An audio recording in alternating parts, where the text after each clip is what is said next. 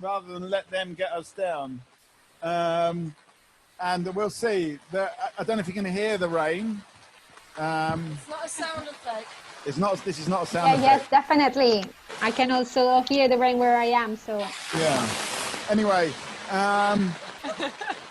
Yeah, you probably got rain where you are. We don't know. You could be calling from anywhere. Anyway, we're just saying hello to everybody. So let's maybe move on to Kane. Say hello. Hi. How you doing? You okay? Yeah, I'm good. I'm just going to turn everything up because the rain suddenly got really intense here. So, and we've got another new face here. You're on mic 1. Do you want to just try your mic? Oh yeah. Hello everyone. Hello online people. Okay, can you see the screen from over there? I can, yes, but I may bring my own screen to. Okay, bring your own screen to the thing. Tell us your name. It's Margot. And I'm Mikey. So we might as well kick this off. It's a bit wet. We've not got many people around. Maybe some people from PFC want to join, get their heads under the canvas. Come and join in if you want to. We're just starting off this show, but we haven't got subjects yet. So we don't know what we're going to be talking about. We've got Evie, we've got Margot, and we've got Kalu and Kane and Stephen online as well.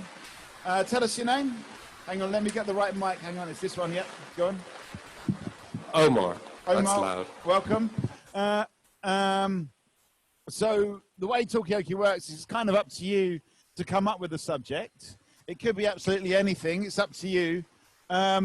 Omar, have you got a subject? Have you got anything you want to kick off with, or do you just want to hang on in there? I can talk to you about my chicken order. Okay, what? I've just got a chicken burger, really. Yeah? It's after work, so I'm a little bit hungry. I'll cook like a bigger dinner later on in the evening. Right. I'm thinking of making a carbonara. Right, okay. But, yeah, that's the update. So this is a stopgap, basically, the chicken burger? Pretty much, yeah. Okay. Yeah. All right. I guess we could open that out to talking about grazing versus kind of big meals. Okay, Margot? Carbonara, so is that like a recipe passed down from family, or is it something you're experimenting? Because my suggestion is that people in lockdown, they just got really adventurous with cooking. Are you one of these people? Yeah, I guess. I've been doing a lot of deep dish pizzas. So like making the dough and then using a big cake tin and making like a, 4 or 5 inch, like pizza. Anything else? Very deep. Yeah, I started with a cast iron. It's only about 2 inches, but now it's up to 4 inches. Right. Okay. And there's like a big layer of cheese in the middle. Okay. We've got a hand up from the web audience. Hello, Kane. Hello. I was just wondering if you've made a carbonara pizza yet. I can't hear a word you're saying. Hang on. Let me. Oh, I've not checked if this is coming through to over here. It should be. Let me. Hang on. Say that again. Whoa. So, okay. I was wondering about whether you've made a carbonara pizza yet. Okay. Have you ever made a carbonara pizza? I guess you'd have to sort of deconstruct it, right? So you can definitely get the ham in there. Egg yolks. I mean, people put eggs on pizza, so maybe you can do that. I don't know how you put the pasta in, to be honest. Okay. Okay. Any ideas? I mean, we have got one technique in Talkaoke, which is kind of just turning the mirror. How would you combine pizza and pasta, Kane? I would say that because I've had a carbonara pizza before and it was really delicious. I would say that you don't necessarily need to worry too much about the pasta. You could create a pasta base that you bake, which I think there's some Italian pasta base. Yeah. Rather than dough, they have pasta, so you could have the base. Or you could just say like the inherent thing of carbonara, egg yolk, and the pancetta, things like that. Can anyone hear what? Did you hear me? Don't hear what's Kane. I can't hear, but can you hear? I heard a bit. Yeah. The scary thing I think with that is the cooking of the egg yolks, Yeah. And I think once you put it in the oven, they'll scramble. Yeah. Which is sort of my worry with that. You don't want to overcook those egg yolks, for sure. Okay, yeah. Oh, we've got a lot of hands. I'm going to come to you, Evie, because. Oh, okay. Yeah, I was just thinking that if you're going to go for the carbonara deep pan pizza, it reminds me of one of my favourite baked goods, which is the macaroni pie, which is a pie filled with macaroni cheese. Macaroni pie. And I'm a big proponent of doubling up carbohydrates at any possible moment. So, but hey, it's not very healthy for you, so maybe I shouldn't be pushing it on Talkaoke. Is it healthy? This is the question. I mean, do we know what's healthy and what's not healthy anymore? Kane, you've got your hand up again. Yeah, I was wondering if anyone's ever had a Wigan pie. What is that? It's a pie in a roll. A pie in a, like the pie is in the roll, not the Yeah, other. the pie's in the roll. I mean, that's the Wigan part of it, is putting the pie into the roll. So at the moment we're kind of talking about carbohydrates upon carbohydrates here. Which is not what I expected really, but then again, I didn't expect this kind of deluge. Maybe it's this heavy, rainy weather, which is bringing out the carb chat. Yeah, Margot. I think carbs are fine as long as you keep yourself hydrated, because that kind of, I think that helps kind of your, purifying your body anyway. And I feel like we're being like cleansed by the world right now. Yeah. Maybe it's some kind of metaphorical way of purifying this. Yeah. I don't know. Oh, thank you, This Margot. conversation, and I don't Do know. you feel cleansed by the rain? There's something, do you know, I wish I had guts, but I'd love to like go out there and just like stand in the rain, because this is actually quite wonderful. Yeah. I may be completely alone in this, but imagine just going there like barefoot, standing on the pavement, Yeah. and just doing it. Not it, but just standing in the rain, sorry, just to clarify. Okay. Hello. Oh, bless her. It is. It's a pretty wet moment. Hello. You going to join in for a second? Actually, we can use this socially distance. At least you can say hello, and then you're like officially on the. Hang on, and let me just turn you up on this one. Yep, go. Oh. Yes, good. And you got caught in the rain there, and we're stopping you some more. At the moment, we're talking about double carbs, carbs. Yeah, I think this super heavy rainy weather is kind of encouraging everyone to go for the double, triple carbs in the given circumstances. Yeah. Cool. All right. Well, I guess we can say safe cycling. Yes, exactly. But you look beautiful in this rain. I mean, you're just embracing the water. Thanks for swinging by, Blossom. Thank you. Bye-bye. Okay, so where do we go from here? I don't think we've ever come have a seat under the.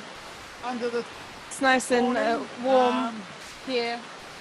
Okay, so where do we go from this? Do we want to talk about the biblical rain? Do we want to talk about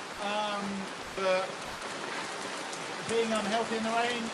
Kane, you've got something we'll try and... We're not exactly awash with ideas. I realise there's a very, very heavy rain sound, so you've got to really enunciate. So, Kane, what have you got to say? Can you hear me at all? Can you hear me okay? Yes. Yeah. Okay. So I guess I was wondering, so the whole idea of, Rishi Trout help out, the kind of idea of the kind of Parisian street side eating, but then we have the reality of British weather like today. Okay. I was wondering whether anyone had any really good ideas, whether we need three London streets have canopies like the one you're talking about now. But I guess, in a way, I'm also a victim of this because we've got all the tables out. We've always got tables out on the street with this kind of vision of Aberfeldy Street as, this Parisian plaza, when the reality is a little different, really. It's more like this. So, that's the question, really. Is are we just kidding ourselves here, or are we just unlucky here with the weather? Well, I think there's something. I think there's something quite poignant about the in resilience. I mean, we could have been just like sitting at home, going like, what's the point anyway? I mean, not the, you know, Yeah. about anything, but we could have just like stayed at home, not done this. Yeah. But I think there's something like beautiful about the human condition. They want to like keep going. We're going forward against all kind of odds, and Yeah. you know, like every day we kind of challenge ourselves to do whatever. Yeah, We're that is challenging true. ourselves big time. That is definitely true. And we are. Have you got a soundtrack for this? I've got the sad music. Yeah, but I was just. Can we gonna hear it? See if we've got any punters online. Except the mouse is failing. Oh no, it's come back. Let me just mute the tab, otherwise things are going to go badly wrong. Okay, right. Okay, so is this an illustration of folly, or is this about resilience? The resilience that everyone's been talking about. What do people think? Are we crazy, or are we simply resilient? Do I class you as resilient? Yeah. Yeah, sure. Come rain or shine, right? Exactly. They made a phrase about it. And it's going to stop, and we're on a really, even if we don't have the sunshine, we have a very sunny new street, which is true. quite cool. I feel like I'm surprised not more people haven't come here to like take an Instagram photo or put it on their, like try and document it as part of their lives. But maybe they haven't been resilient enough to come out tonight. But this is the first time I've seen it in person, so it's really cool. And what do you think of the street? About this street? Yeah, about the redesign. Does it give it that Mediterranean feel, that kind of terrace, you know, or even like a Caribbean feel? Yeah, yeah. Terracotta vibes. Yeah. Yeah, I like the effort. It's all. I like how it's fairly homogenous, while each sort of business is different in its own. I think just this whole area is a little bit. It's a very residential area that's surrounded by these, you know, very busy streets, and there's sort of interesting things on the other sides of these busy streets. But this area is kind of residential, so it's nice to have at least like one big retail area. I think the idea is that people would congregate here and this, that, and the other. Not obviously in the rain, but. Yeah, I like the street. I like that they made the effort. We've got like a little wave from someone over there that's rushed. Obviously, it's not great weather. Go on. I agree. I think it's like this street. What I realized recently that this street is actually really short. And when you come from like, you know, I came on the bus the other day, or actually today, and it's like the other streets are much longer, and you kind of think like, oh wow, there'll be like really big impact if you painted these streets. But what's quite nice, this is like small and contained, and I think it's like a nice way of kind of like picking out that little corner of Poplar and giving it a bit of a colour. But I think underneath the colour there's like all the stories and all the kind of people who live here. Maybe we should get them painted onto the...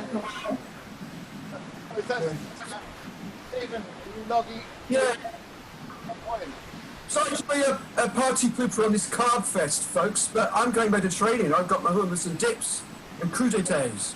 I've got the full Mediterranean feel. What is your dip? Hummus. And I've got a bit of coleslaw as well, which isn't a dip, I know, but I'm dipping it. I'm using it as a dip. Okay. I wish I could be joining you guys al fresco. You still can, Stephen. There's still 24 hours of this to go, so quarter now, so you've got plenty of time. But I feel like The sun is coming out. as famously said, there will be sunshine after rain. There will be laughter after. So. But you shouldn't sing it because then Facebook is going to mute it. So. Okay, yeah. I think just quoting it like that will keep me within the Facebook streaming. You can mellow recite it, but you shouldn't sing it. I mean, we were doing no singing a long time before Facebook. Last month, Got more people. last month we actually got closed down. What song was it? I What wanna know love? What love is. I don't know what's love Yeah, is. yeah. We've got a new face. Hello, hello, hello. This is a new face. Oh no, that's the previous face. Kind of chewing the fat. We've got. There's a few subjects on the. sun is shining at the moment. That's what we kind of picked up on Yeah, in the I'm just- peripherals. I'm just going to mute you, Stephen, because you're just a bit. Alright. Yeah, there we go. Must be the birds. Kane, you've got a point as well. It's still definitely not. There's no sun here, but Where are you? I'm watching that video. I hadn't watching the ITV thing about all of the painting on Aberfeldy Street. Yeah. I hadn't realised who Tommy Flowers was. Firstly, Right. I thought it was the name of a pub. I guess like are there other people that should be that the street should be celebrating? Okay. And how do you do that? Like, are there other people from? That's one person, Tommy Flowers, but there must be other. Are there other famous people from this area? But you mean maybe like famous Instagram influencers? Because I think that's what fame is these days. It's I'm not some dude who invented an Enigma machine. It's like, who cares about that? I mean, of course, I'm being flippant, but... I'm just going to do a little bit of mic switching here, just to bring in our new guest. So tell us your name. That's the new person over there at the back in the cheap seats. Tell us your name. Hi, my name's Amos, Welcome. and just braved the deluge to make it here. You did well. You did well. Did you Certainly get wet? was a deluge. Or you're okay. Sprinkling. A sprinkling, okay. It does seem to be easing off. At least we can hear things Yeah. a bit better Okay, so, now. but where are we going to take this? I feel we've got a few elements. It's almost like the ingredients of a dish that we haven't quite decided what it's going to be yet. We've got the street. We've got the famous people of the street. We've got the rain. We've got Carbonara. carbonara. We've got the I'm question excited for Omar of for later. resilience. But I don't feel somehow I feel it's not quite, come together just yet. But we will see. Maybe this man has a subject. It's actually going to be sunny in a bit, so don't lose hope. Man Okay, walking yeah, away. we've got that sense of sunshine after rain as well, I think. What a metaphor of life. Yeah. Is it a metaphor of life, or does it come the other way normally? What were you saying? Oh, I said, or a metaphor for COVID-19 and are we gonna have any sunshine after rain, or just more rain after rain? Okay. So what's about that? I don't know. I think maybe we'll be a bit more prepared. Maybe it'll be raining, but we'll remember our waterproof trousers this time. I don't know. That's my hope anyway. Okay, so we'll have to buy equipment, even though. Okay, Kane, you got your hand up. What's your point? I can't hear you, Mikey. That is because I turned myself down. Kane, what's your point? I'm trying to find a linking thing, and the only linking thing that's coming to me is whether there should be a dish like the Wigan pie or like carbonara, like Aberfeldy Street. An Aberfeldy dish. Oh, Yeah, something that has like one of those stamps, like the kind of stamp saying like authentic. You can only buy it at this one place. Yeah, that's a definite for you there. Okay, what would an Aberfeldy dish be? What would be in an Would it be a carbonara pizza? Would it be something else? What would the Aberfeldy dish be? Would it be full of colours? Let me just turn you up. Would it be sort of made out of the shops here? So you use, I don't know, something from the Londis, you'd harvest sweat from the boxing place or something. Some veg from Umar's Veg and something, and then put a chicken burger in the middle of it or something. I think the chicken burger would definitely be the centre of the dish, wouldn't it? Speaking of, I think I should probably go. My chicken burger is ready. Okay, have you got a final thought for us? Any of these questions? Any famous people that you know around here? No, not much apart from Tommy Flowers. He doesn't speak to me that much, though. No, not much. Just keep doing what you're doing, as you were, I guess. Okay. I'll love you and leave you. Hopefully the rain will stop and all the people will come. Or we get used to the rain. You know, we're 70% water anyway. 71%'s not that bad. 75 by now, and counting. Okay. Okay, well, take care on your journey home. Thanks for joining us. I'll try. Thanks, guys. See you later.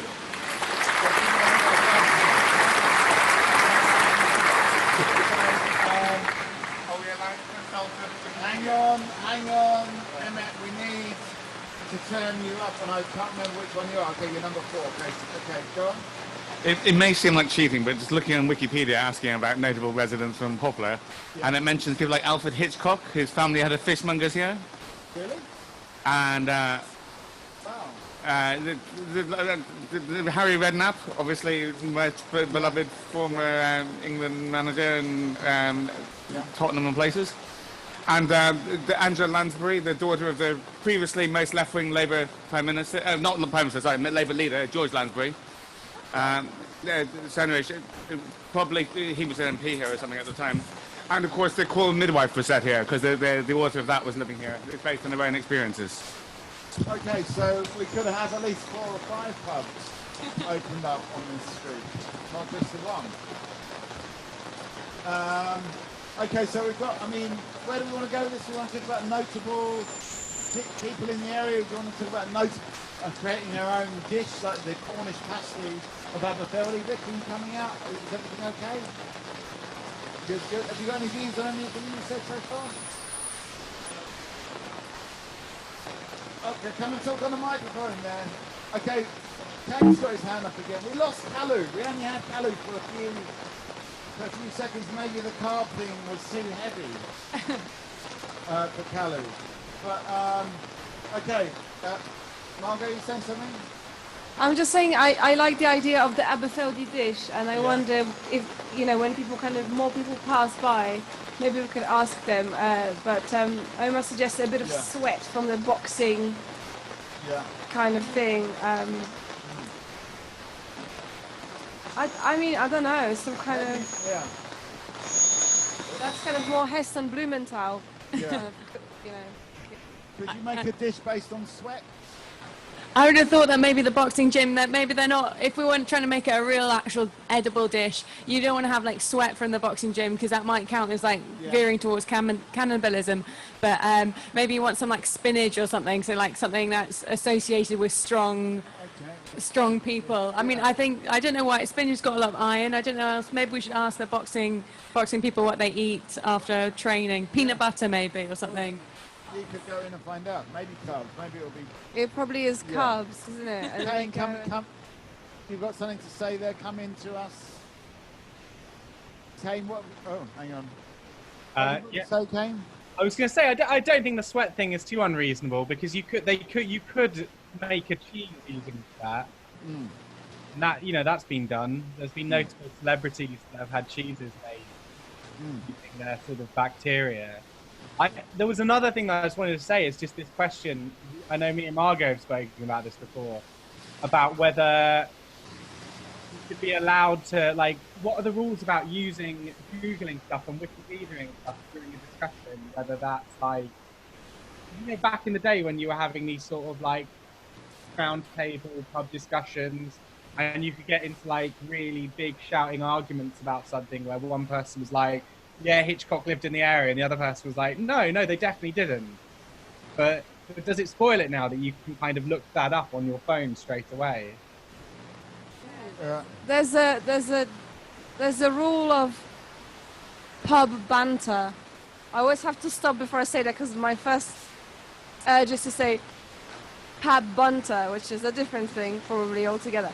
Anyway, so yeah, the rule of pub banter is that you don't look stuff up on the phone. Really? Why not? Yeah, because like what happens with the wisdom, like there's no incentive to retain any wisdom. I should know. I retain very little wisdom these days.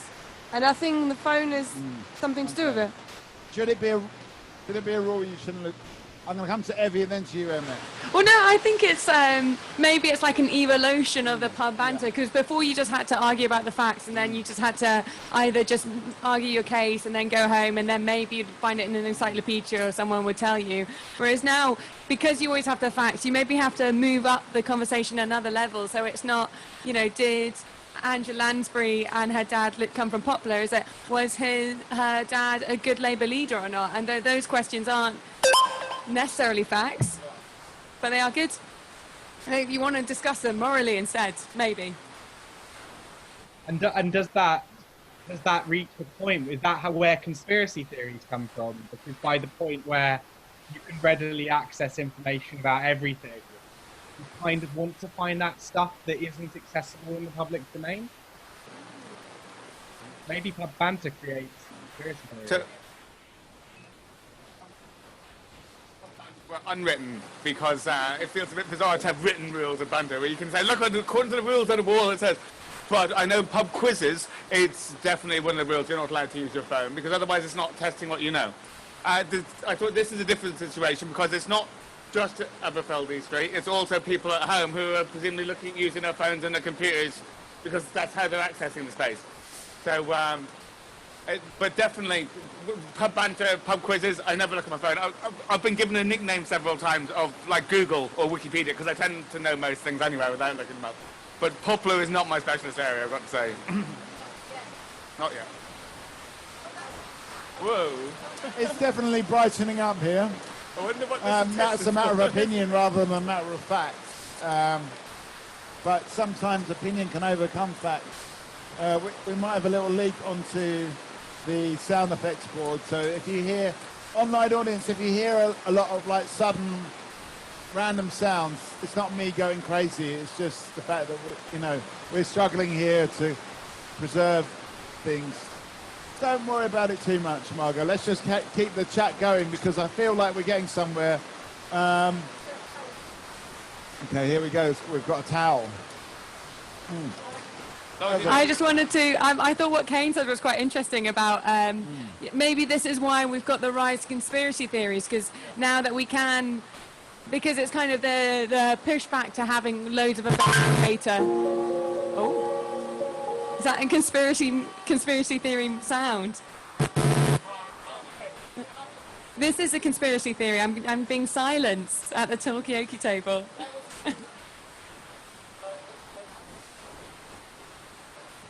But yeah, like because we have an opportunity now that we can quite regularly fact check a lot of things in our lives, even if we can't really be bothered to. I wonder if the reverse of that is then people doubting those facts and trying to question things and trying to like make their own explanations. And I don't maybe because people want to feel like that they've got some kind of meaning, or they can put patterns in the world that you otherwise can't find. I don't know, but it would be interesting. I wonder if it's like a result of so much information that you have to make up your own theories, maybe. Do you believe in any conspiracy theories? No, but I feel bad because I think I quite like reading about them. Right, okay. You like reading about them, but you don't believe them. Okay, let's go around the table with this one. Emmett, do you believe in any conspiracy theories? I would like to stand up for conspiracy theories, because people think they're writing something off by saying a conspiracy theory. All you're saying by saying something conspiracy theory is 2 or more people have just known about it. And this comes from the Warren report into the Kennedy assassination, and it claimed that it was a lone wolf, Oswald, acting on his own.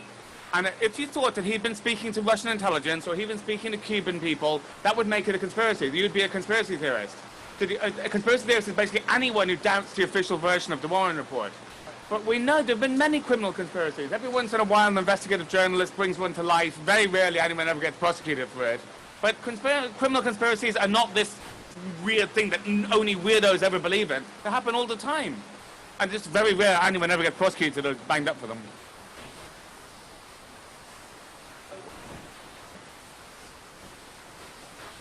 Let's just take the one you mentioned, JFK. Do you think that was a conspiracy to assassinate JFK?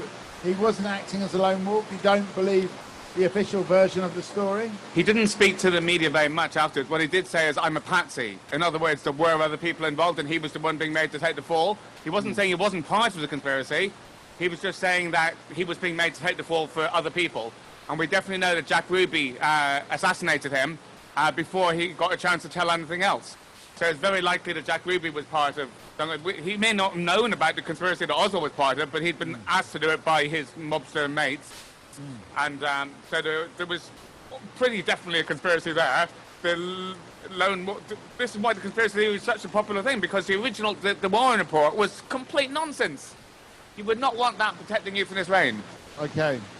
It was a flimsy fabric, as opposed to this high-quality Coleman event shelter, which is doing the job, apart from the small leak over by the mouse and the sound effects pad.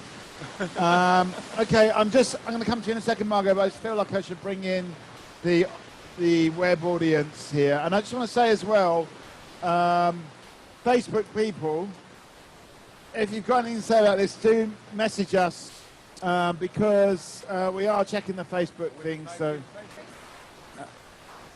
Facebook people, we are checking you. So just remember that.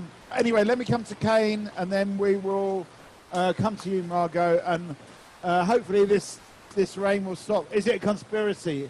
Has someone done this deliberately in order to stop the people from speaking?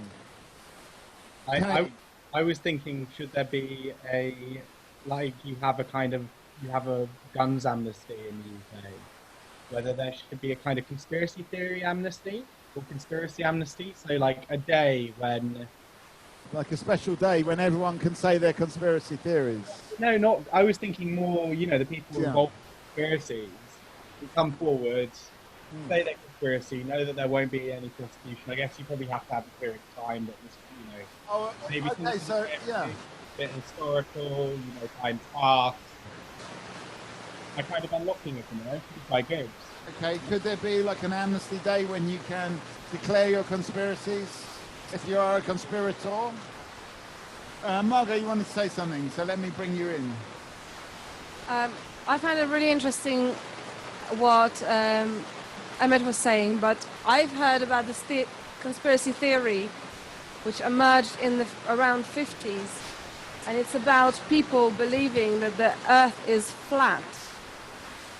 And then as time went on, and it was in America, and then as time went on, there were more and more people believing it. Yeah. Even though the facts are just so easy to pick on this and the research. But somehow there's more people believing in this, and that's what I don't understand. Okay. Is it like some kind of counterculture, counterfact How culture? How come we've got more access to the facts, but we've got more people believing silly things? But there's a similar, on a sort of more serious way with that. There is a similar thing with mental health disorders. But often they kind of, their reach is a critical mass, and then they almost become, popular is not the right word, but the obvious one that comes to mind is the kind of Truman disorder, Truman syndrome, where you think that you're part of the whole reality TV show. That emerged, emerged. I forgot how long ago that film came out, but 20 years ago. So there is a thing that when that things can catch like that. Did anyone hear what Kane said? Oh, thank you. No, we do. You sound a bit underwater, Kane. It is quite wet here. Can you hear me better now? Yeah, that's better. Yeah. Okay, I'll repeat. So there's a similar thing with mental health disorders. Yeah. Where disorders that are fairly fringe become very common and very popular. Right. But the obvious one is the Truman syndrome, so where you believe that you're part of a reality TV show. Right. And how cases, in certain periods of time just sort of rose exponentially. Right. I mean, that would be interesting if someone like that came to Talkaoke, how would they deal with it?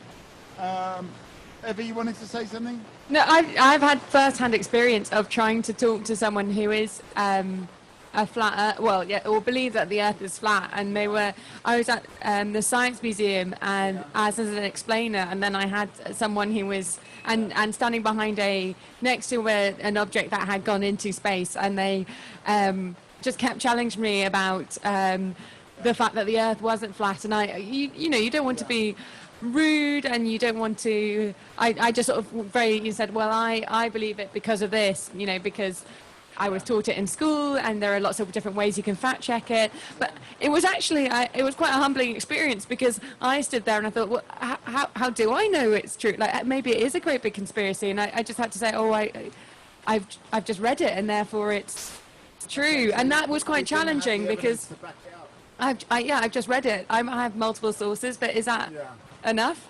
So yeah, it was a humbling experience. Okay, yeah, go on. Can I come in? Oh, Stephen, and we've not heard from you. But you're even more underwater than. Oh, okay. Is that any better? Yeah. Okay. I think it's good to be sceptical. I think it would be dangerous if everybody believed everything they were told. I had a relationship with somebody who was a little bit of a conspiracy theorist, but she was a little bit more open. She's a bit of a mystic. She believed that we each can. The universe is an illusion, and we each of us create the universe in our minds. And it's the idea of this, multiple universe thing, I suppose. For those of us that believe that the Earth is round, it's round. But maybe there's another universe that's flat, another Earth that's flat. For those people that believe it's flat. So in a way, it's whatever we believe is what the truth is. Yeah, I think the universe is probably a lot stranger place than we take for granted. True. Okay. Emmett, you want to come in on that one? So, if you're not one of the people who believes in the flat Earth, does that make you a globalist? Is that the globalist conspiracy then? And the thing is that the easiest way to do it is if you've ever been at the coast and seen a tall ship, like a masted ship like they used to be, or anything quite tall, and as it goes further away, you can't still see the top of the mast, but you can't see the bottom. And I mean, I'm not saying that flat earthers haven't thought of these things, and they've got the most weird, convoluted explanations come up with everything. The weirdest one is about the Earth being a disc. The North Pole's at the centre of the disc. The South Pole's actually because no one's ever been there. No one's ever been to the South Pole. All it is mountains the whole way around. It's like a big wall. Which means that it must be a very long way around that wall. And yet, you can go around that time much shorter, say, than going around the equator or something. They're not necessarily very consistent or coherent, because I am part of the globalist conspiracy, so I'm not necessarily maybe the fairest person to comment on this, but it does seem there's lots of ways to check that it's very, and you have to realise for 99.999% of human history, people knew the Earth was roughly spherical, went round the sun and stuff. It's just this couple of guys who thought of it 2,000 years ago, who basically said, actually it's flat. And no one had ever thought of that before, and until the 1950s, you said that no one really ever repeated it after Columbus. So, because it really is batshit crazy, to be honest. And I mean, like COVID, was great batshit crazy. Okay, Margot. What about the reptilians? I mean, because there's this thing that the people who are, okay, reptilians maybe it's extreme, but, the ruling elite, they are not fully human, or they have some maybe special mystical properties that make them kind of excel above everyone else. So David Icke, the David Icke sort of theory, wasn't it? yeah, kind of, yeah. Come and have a seat, come and get involved in this. What do boxers eat was the question that came up a bit earlier on. What's it? Yeah, what do boxers eat? That's the question. Salmon. Oh, salmon. Really? Really? How come? Because we're trying to work out how to do... Jack, we need you. Okay. Anyway, I don't know if you got that because I've got to turn the right microphone up there, but apparently, web audience, they've all gone now. Apparently, boxers eat salmon. Sure, you're not there as a... Oh, yeah. Are boxers eating salmon because it's a resilient fish and resistant? It flows, it swims under the, against the current. That seems to be the theme of today's Talkaoke, doesn't it? Resilience. And we've got the real Brazilian hardcore here, the Talkaoke hardcore and the online hardcore that are resilient to really anything that the weather throws at them. Where do we want to go with this? Do we want to talk about conspiracy theories? Do you want to talk about how to prove them wrong? Do you want to talk about being led by reptiles? Evie? Well, I might get this completely wrong, so I'm very open to people correcting me. But there is something where it's quite good to laugh about all these conspiracy theories that you were saying about globalists or lizard theories, but I thought that actually sometimes those are a bit of risk of being a bit anti-Semitic. I think like these kind of alt-right groups make up globalist conspiracy theories, but they're actually trying to use that just as a coded way to say that like Jewish people are taking over the world in this really xenophobic, unpleasant way. So although it's quite funny to laugh at and things like that, I think sometimes you have to also be a bit careful for it, because I think it's got unpleasant undertones as well. Yeah, dark elements. Oh. That was me. That's the best I could do. I haven't got any darker sound effects than that. What do other people think? Are there dark elements at play here? Is it xenophobic? Is it anti-Semitic?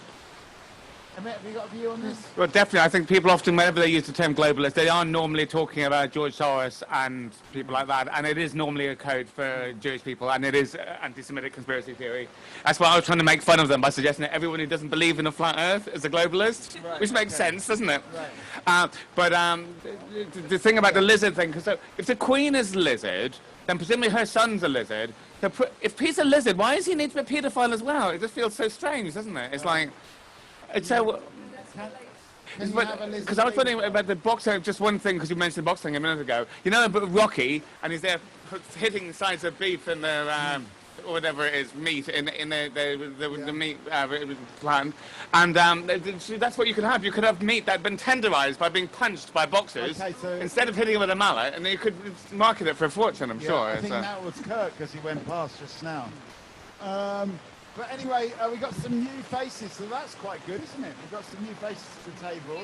The way rain puts off. Yeah, the rain couldn't put you off, because you're... hang on, let me just go and just tell us your name, just do a quick mic check. My name is Loretta, hello there. And who have we got on this side? I'm Andre. Andre, welcome. Yep. At the moment we're talking about conspiracy theories. Do you believe in conspiracy theories? Are they a little bit? Does. No, I don't. Are they a little bit xenophobic or racist or anti-Semitic? Ask Andre. Ask him about the female would-be president. Who's that? Hillary Clinton. Yeah. Okay. It's maybe it's a bit too hot to get involved with right now. Yeah. But, yeah. What's that? What's this? Can you say a little bit about it? Well, I just there is a thing called Pizzagate. No one was ever really very sure what it was. Apparently, there was all kinds of knocks and horrible paedophile things happening in the basement of a pizza parlor. And the only problem is, when did people try to check it out? The pizza parlor didn't have a basement. Right. So so you thought? Well, not in this dimension anyway. Maybe in another dimension.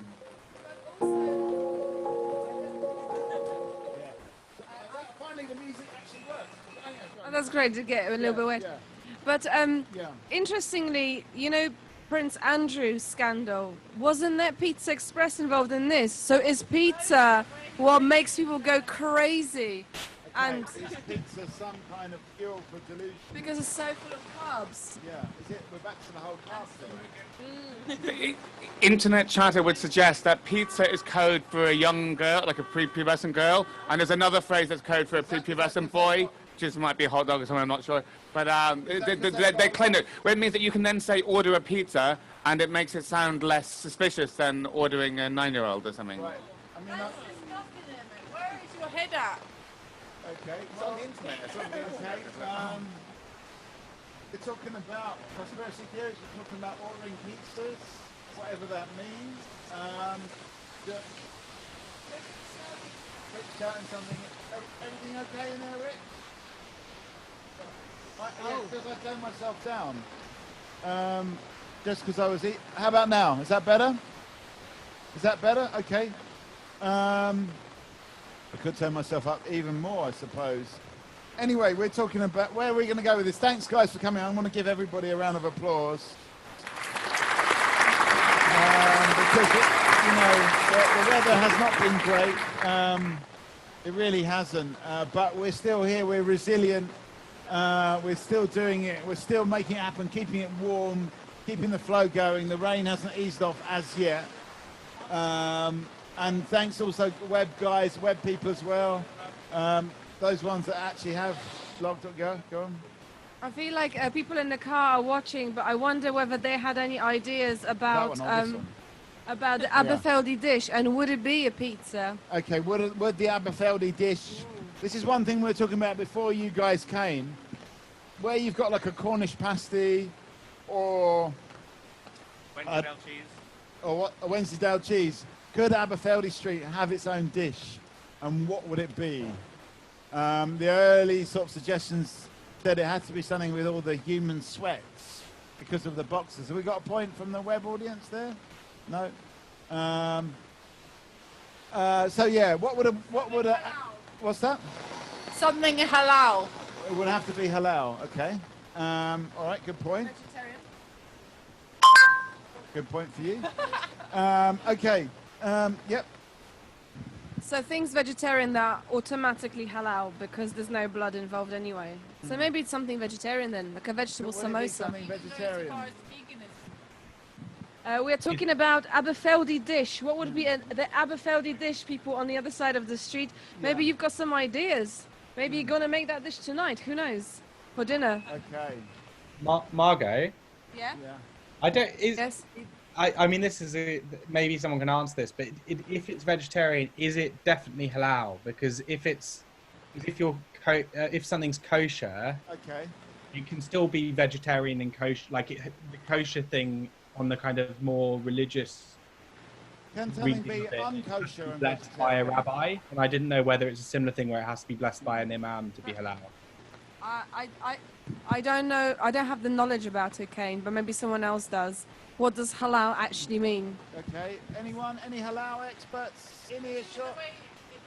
Are all vegetarian things halal, or is there more to it than they're going? Halal is as opposed to haram. Haram means forbidden and halal means allowed. But I think it's pretty much similar to kosher. Everything that's vegan will be both halal and kosher. I think that a vegetarian might not be, depending on how you... I don't know whether you're allowed to... Are you allowed to mix eggs and milk or something? I don't know. I'm not an expert in these things. Okay. But definitely vegan stuff should be. Stephen's got a point. Hello. Web audience. Can I make a comment here? Yeah, sure. I think whether or not the vegetarian food is halal might be to do with something with the way it's stored or how it's kept. Right. It's got to be kept away or separately, possibly, from the meat. I don't know. I'm only guessing. It's an idea. Come and have a seat. Come and get involved in this. We're trying to keep it socially distanced and undercover, but maybe we've got a new face. We've got a couple of new faces because we've also got Stalwart One on as well. So welcome. But who have we got here? Tell us your name. Oh. My name is Mireille. Welcome. Mireille. Thank At the moment, there's a few things on the table. One of them is conspiracy theories. Another one is, if you were going to have a dish for Aberfeldy Street, what would it be? And Loretta's pointed out it would have to be halal. There's a few things that we're talking about conspiracy theories. Do you believe in any conspiracy theories? And if you believe in it, is it still a conspiracy theory? Come and join in. Come and get involved in this. I'm too faint. Give us. Just give us a. Well, there's a few. I've just been through them actually. There's a few. If you were going to have a dish for Aberfeldy Street, what would it be? A dish? Yeah. What do boxers eat as well? Tell us your Well, name. it's got to be full of protein, is it not? Yeah. Okay. Aberfeldy. Yeah. Let me have a little think of that. Have a little think. Tell us your name. Louis. Louis, we have got Margaret. What was it again? Mireille. Mireille, and we've got Evie, we've got Andre, we've got Loretta, we've got Emmett and Mikey, and we've got a few people online as well. There's a few things. Other things, I mean, obviously if you're knackered and whatever, but we'd be good to get a few of these questions, such as, what would an Aberfeldy Street dish be? Do you believe in any conspiracy theories? And what do boxers eat? There's your three questions, basically. Evie, have you got something to say there? Oh, yeah. We're going way back to talking about dishes and making sure that everyone can eat everything. I was going to be like, well, maybe the vegan food is then like the one that everyone can eat. So that's like our go-to universal dish. Okay. So, and then I was trying to think of conspiracy theories that I believe but wouldn't admit to. So I think like I have a conspiracy that every clothing shop has a different type of size, like number size, to make it more confusing for you when you go shopping. Right. Okay. But that's a conspiracy theory that I know that only I have, maybe. Are there any vegan conspiracies? Yeah, go on. Emmett? Do sizes creep up over time? Because people think, well, someone who used to be a size 10, and they want to carry on buying things in a size 10, so they make their size 10s a little bit bigger than everyone else. And over time, they can kind of creep upwards. And then... Is there a creep? Well, the scary thing is when you hear about Americans talking about size 0, it's like, what is a size 0? That doesn't make sense. Okay. I'm interested in thinking of like, what are the conspiracy theories that you hold, but you don't necessarily know that you hold? Okay. Well, you know the mirrors in the Hang on. Loretta, go. you know the mirrors in the changing room. They're deceptively, deceptive. Yeah, they make you look better than you are. Although sometimes it's the way it's aligned, and Right. certain American companies, Yeah. internet companies, and British companies, they are all different sizes. Because even with feet, it's like, what's that about? I know it's different sizes in America, seven here, Yeah. but it is a bit deceptive, as you say. It's a tremendous feat, isn't it? Murray, do you believe in any conspiracy theories? What, conspiracy theories? Sorry, I don't understand. Okay, it's like where, like, for example, ones that have been mentioned so far, that there's more to the murder of the assassination of John F. Kennedy than they said, or what else have we talked about? About the moon landing? The moon landing was fake. The moon landing was landing? fake. No, it wasn't. These kind of Theory. stories, I the Earth see. is flat. Do you believe any of these stories? I don't believe any. I think I'm following the majority of people's thoughts. So. Okay. So that's the conspiracy Sheeple. theories. Anyway. Like COVID, that's a conspiracy. In some countries, don't believe in this. Was Belarus? They don't, and some people don't believe in it. Even people here sometimes don't believe in it. But I mean, who knows? I've got a point from I Kane. don't know. I've got a point from Kane online. Go on, Kane. Just to add to conspiracy theories, there's also the 5G mast ones. Yeah. That seems to be the most popular one recently, because there's also been stories of people Can you explain that in a nutshell? tearing down the 5G masts. Because that conspiracy theory isn't that effectively that 5G is somehow involved with the spread of COVID? Okay, so 5G has got something to do with COVID. What do people think about that? Do people believe in conspiracy theories? Come and join in if you want to. I mean, all the boxers keep saying they want to have a shower, but you can have a shower right here. We've got some towels. I'm just trying to see if there's any comments online, but there aren't. Online people, if you've got any thoughts on these pressing issues, do say so.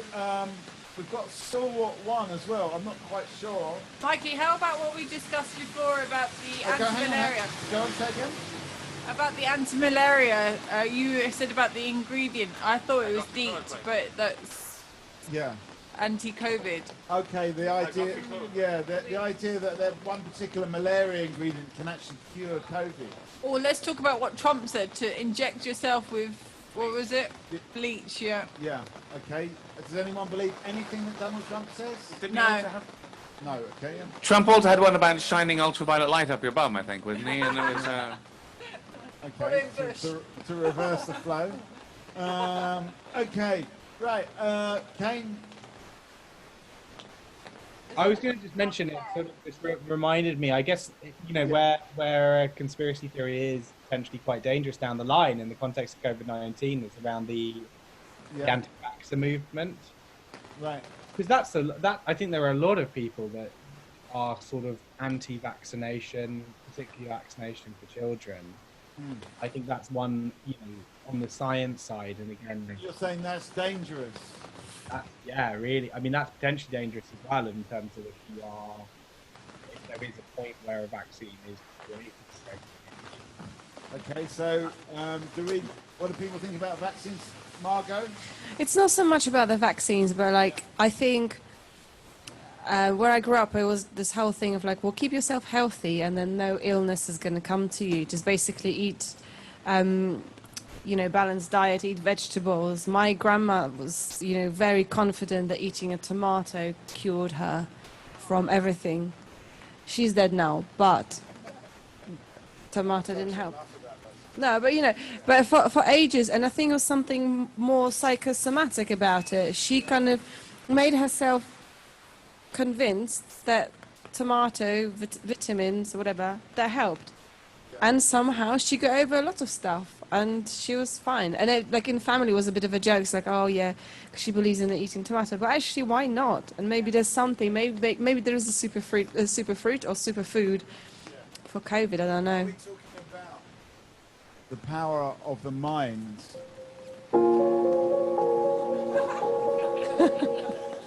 Are we talking? Are we underestimated? Have we underestimated the power of the mind? We've got some new people online, and obviously, I think on a day like this, there's going to be more of an online audience. So maybe we just want to sort of bring them in and just explain what we've been talking about. We're sort of talking about conspiracy theories and whether there's any truth in them. And also the power, now we've moved on to the power of belief. There may not be that much to eating a tomato every day, but if you believe you're going to be healthy, will that help you stay healthy? So I just want to encourage and invite some of these online participants to come, and obviously Kane has been representing the online audience, but other people, John and Elam, do come out. Oh, hello, Elam.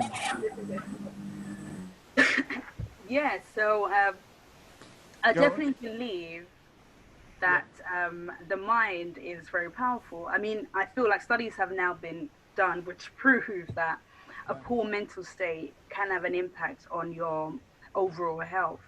Recent studies have shown that anxiety can, lead to many different health issues, such as the extreme being cancer to the mild being, an upset stomach. So definitely, looking after what you think and what you feel mentally can have an impact on your overall health. So, yeah. How big an impact would you say, in terms of percentage on your health, so to speak? How big is that kind of psychological element? I think it's huge. It's huge. I think it's a lot bigger than we realise, to be honest with you. Okay. Hang on. Yeah, I agree with you, Ellen.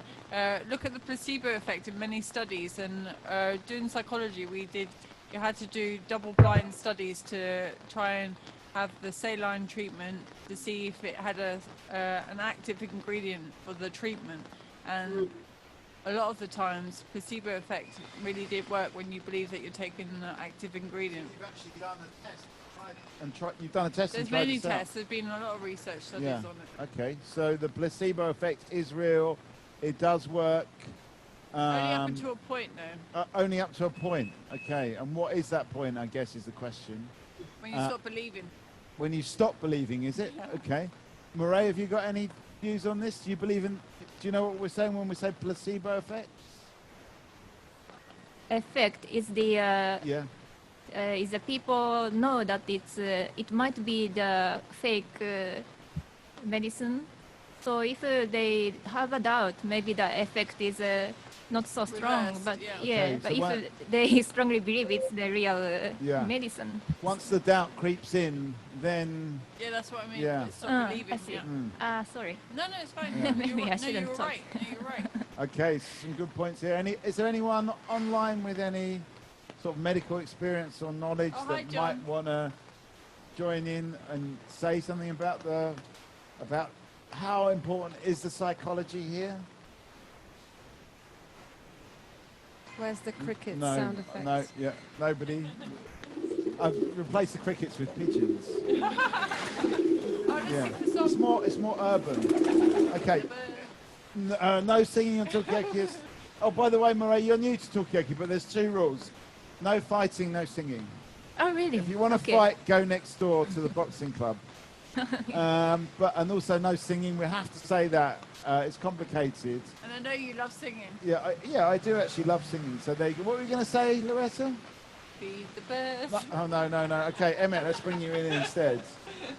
Yeah, just apparently things like homeopathy apparently works really well on animals. Now, is it because they believe it's going to work, or is it because the belief of the owner communicates with them? Because I've also heard that actually the placebo effect doesn't require on a belief. And then obviously, so things like someone wearing a white doctor and having that position of authority can aid the placebo effect. But sometimes it can actually work more strongly if you don't believe. So is it more strange than we think? I think the key thing about placebo is you have to actually do something to, because otherwise you wouldn't be getting a placebo effect. There'd be nothing to test it against. Come on, park the taxi. Come on, sit there. Park the taxi, come on. Come on. So, Come on, park the taxi. We were just talking about famous people of Aberfeldy. So it's got to be you.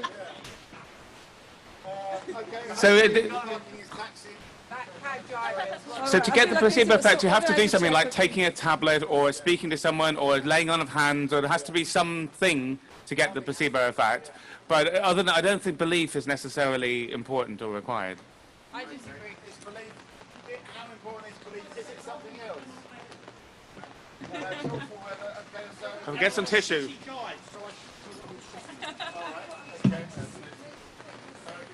So what's it all about? Talk about anything and everything.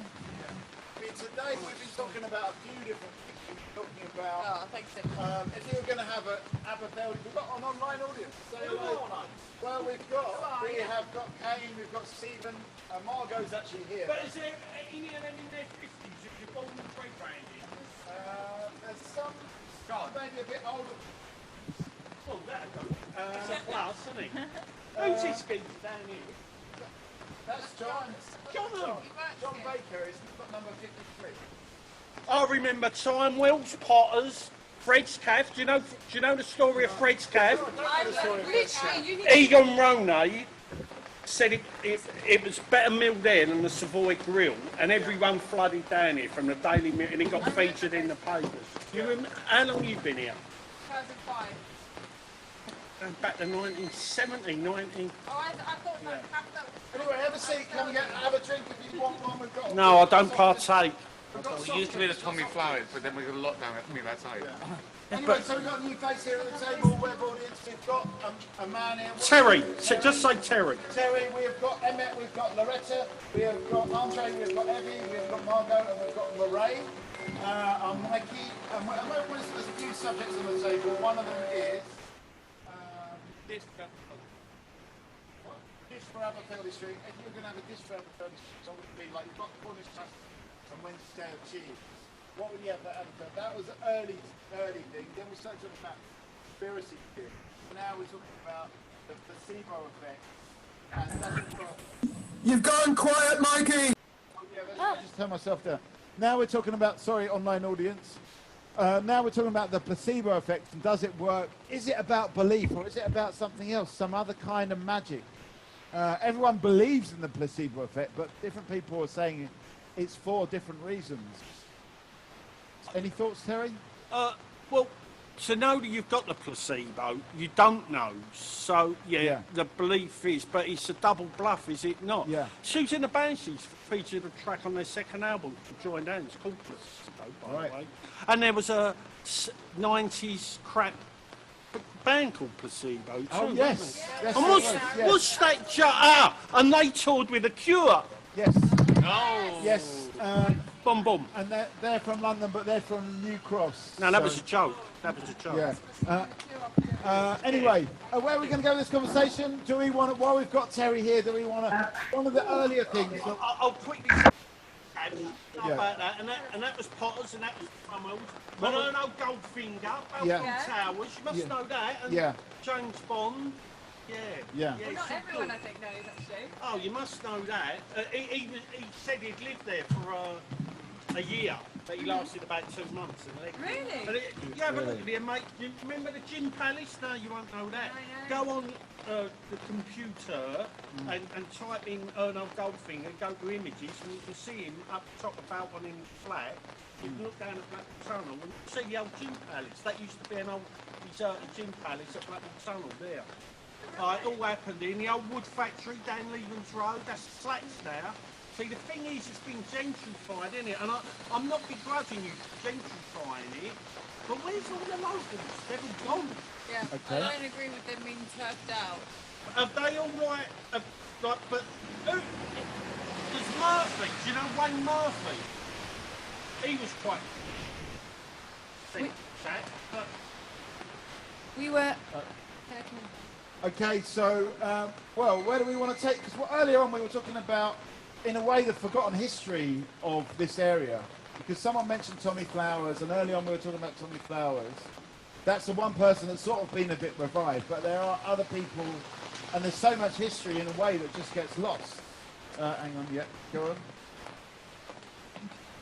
I want to kind of come back to like shall we say the famous people of Aberfeldy Street, because the other week we were talking to Danny, who lives here, and he's been living here for like, I think he was born here and he's now living in his house. He just lives down the road, and he was talking about his parents, how they came here from Ireland, and they both had very interesting lives anyway, but when they settled here, you know, I think his mum, actually I'm not going to say too much because obviously it's probably better that Danny says it, but they came and settled down here, and then there's been so many changes, but you know, yeah, like you were saying, Terry, there's not enough knowledge about local area, and but there is a lot of really interesting stories, and people who have always been here, so I wonder how we can kind of, you know, let people know how we can bring them out, these stories. Yeah. But there is a lot of really interesting stories, and people who have always been here. So I wonder, you know, let people know how. Who's got their Facebook on Oh, at the same time? that's Ellen. It's just wrong. Thank you, Ellen. Sorry, I was just doing an Instagram thing. Cool. Okay, on Instagram as well. Don't ask me. But what about this idea of what can we actually do to actually kind of investigate those stories and know more about all the different things that happen? I knew nothing about. What's the name of the guy's chat? Turn yourself up, Mikey. Had Egon Roney coming. We've got a lot of support on the online for placebo as well. So some people are saying placebo. Oh no, that's not for the band placebo. That's for the placebo effect. Sorry, so I got that wrong. For a minute there, Stephen, I thought you were saying that you love the band Placebo. But he thinks they're all right. But anyway, let's just talk about one thing at a time. We're talking about the history. What can we do to find out more about the history? Got to talk to local people, wouldn't you? Is that why you said why you were asking if we were doing a podcast? No, my mate contacted me from Portugal and told me. Oh really? There's everything about them. His name's Kevin. Right, everything. Are you watching? Say hello. There's the camera there, or there's another one over there. He used to be right there. The Right. place that was there. Oh gosh, yeah. Trident House. Yeah. Yeah. And Did he move out? Okay, we've got. Not down, isn't it? Yeah, well, yeah, they moved that a little time before that. Look, I ain't wrapped up in no romanticism about areas. People move on and all that, and that's the way. But with that, you had no choice. With that development there, I was just down there in a Athenia actually. We have someone responsible for that. Well, what, yeah? Well, you bounce it. No, that's what I do. Come on, help me, like. But Really? it's not a full sense of romanticism. Areas do change, but people have just moved on, and I guess that's the nature of London now. Yeah, I mean, I guess it's all a city and things change all the time. But does that mean we have to forget what's happened before, or you know, or is there a good and a bad way to do it as well, or does it just happen? Oh, yeah, it's happening all over London. Yeah. They say it's happening a lot throughout Europe. That, you know, Yeah. it's natural prejudice, so free. But it's just sad not to see any locals here, because that used to be the pub there. Yeah. I mean, we do normally have a few more locals. I think the rain has just driven a lot of people away. So we've only got the real hardcore here. But you know, there are a few locals watching. And Kane, you're not local, are you? You're down in southeast. But what you've got a point. I did grow up in London though admittedly in West London. So That's not okay. Far away. But my family's originally from East London, and Right. I, like, you know, Jewish family, Yeah. like style background, like grew up in East London, and then, you know, slowly moved further north and then further west. And I guess it's like, you know, do we see the past with rose tinted glasses? There's a feeling that the community's left an area, but like the community's been pushed out. Has it been pushed out, or has it left and moved on to sort of, I guess, like better? Where do you stand on this question of history? Is it just kind of, is there too much history and we should just cherry pick the best bit, or could we know more about it? That's a question that goes out to everybody. Yeah, I've got a question just in general. I think Yeah. I think London, in a way, it's like a victim of its own success, because it's just such a successful city and everybody wants to come and live here, and they want to kind of, you know, I don't know, find themselves in London, earn money, start a family or whatever. And, you know, it's very porous, is London, and people kind of come and go. But I'm trying to think of whether, you know, what would happen in my hometown, which is in Poland. It's in Białystok, it's not a big city. People usually don't go there unless it's for studying something very specific and obscure, or for the nature, or because somebody fell in love with somebody from there or something like that. So there's a lot of local history and people know about it, and you hardly ever get people, you know, so the local community in a way is really strong. But that, I wouldn't say that's a landmark city where people want to move. So so in a way, maybe just, I don't know, it's like London's just so successful. Victim of its own success. We've got a point online from Karina. So your first time in, say hello. Hi everyone, see you all. For those of you that don't know who I am, so I was involved in the design and the painting of the street. So if you have any questions about that, I'll try and do my best to answer. Yeah, I guess I just wanted to add on to the point that you're making, the nature of cities. I'm an architect, so I have a bit of an opinion on this. And the nature of cities, in my opinion, is the reason we all like to live in London, and we're also attracted to cities, is because they are places that change all the time. And that's kind of what makes them, is their downfall and the best thing about them at the same time, because they're always changing, like so exciting, so dynamic, there's always something new there. And I suppose maybe one of the things that I sometimes think about and reflect upon, I don't really have an answer to, is do people have a right to expect places not to change at all because they've lived here for 20, 30 years? And I guess my opinion is that sometimes I think that places should change, and often change can be bad, but change can also be great. And maybe it's a case about the speed at which places change that really affects people who live there. Well done for the street art. Okay, we got.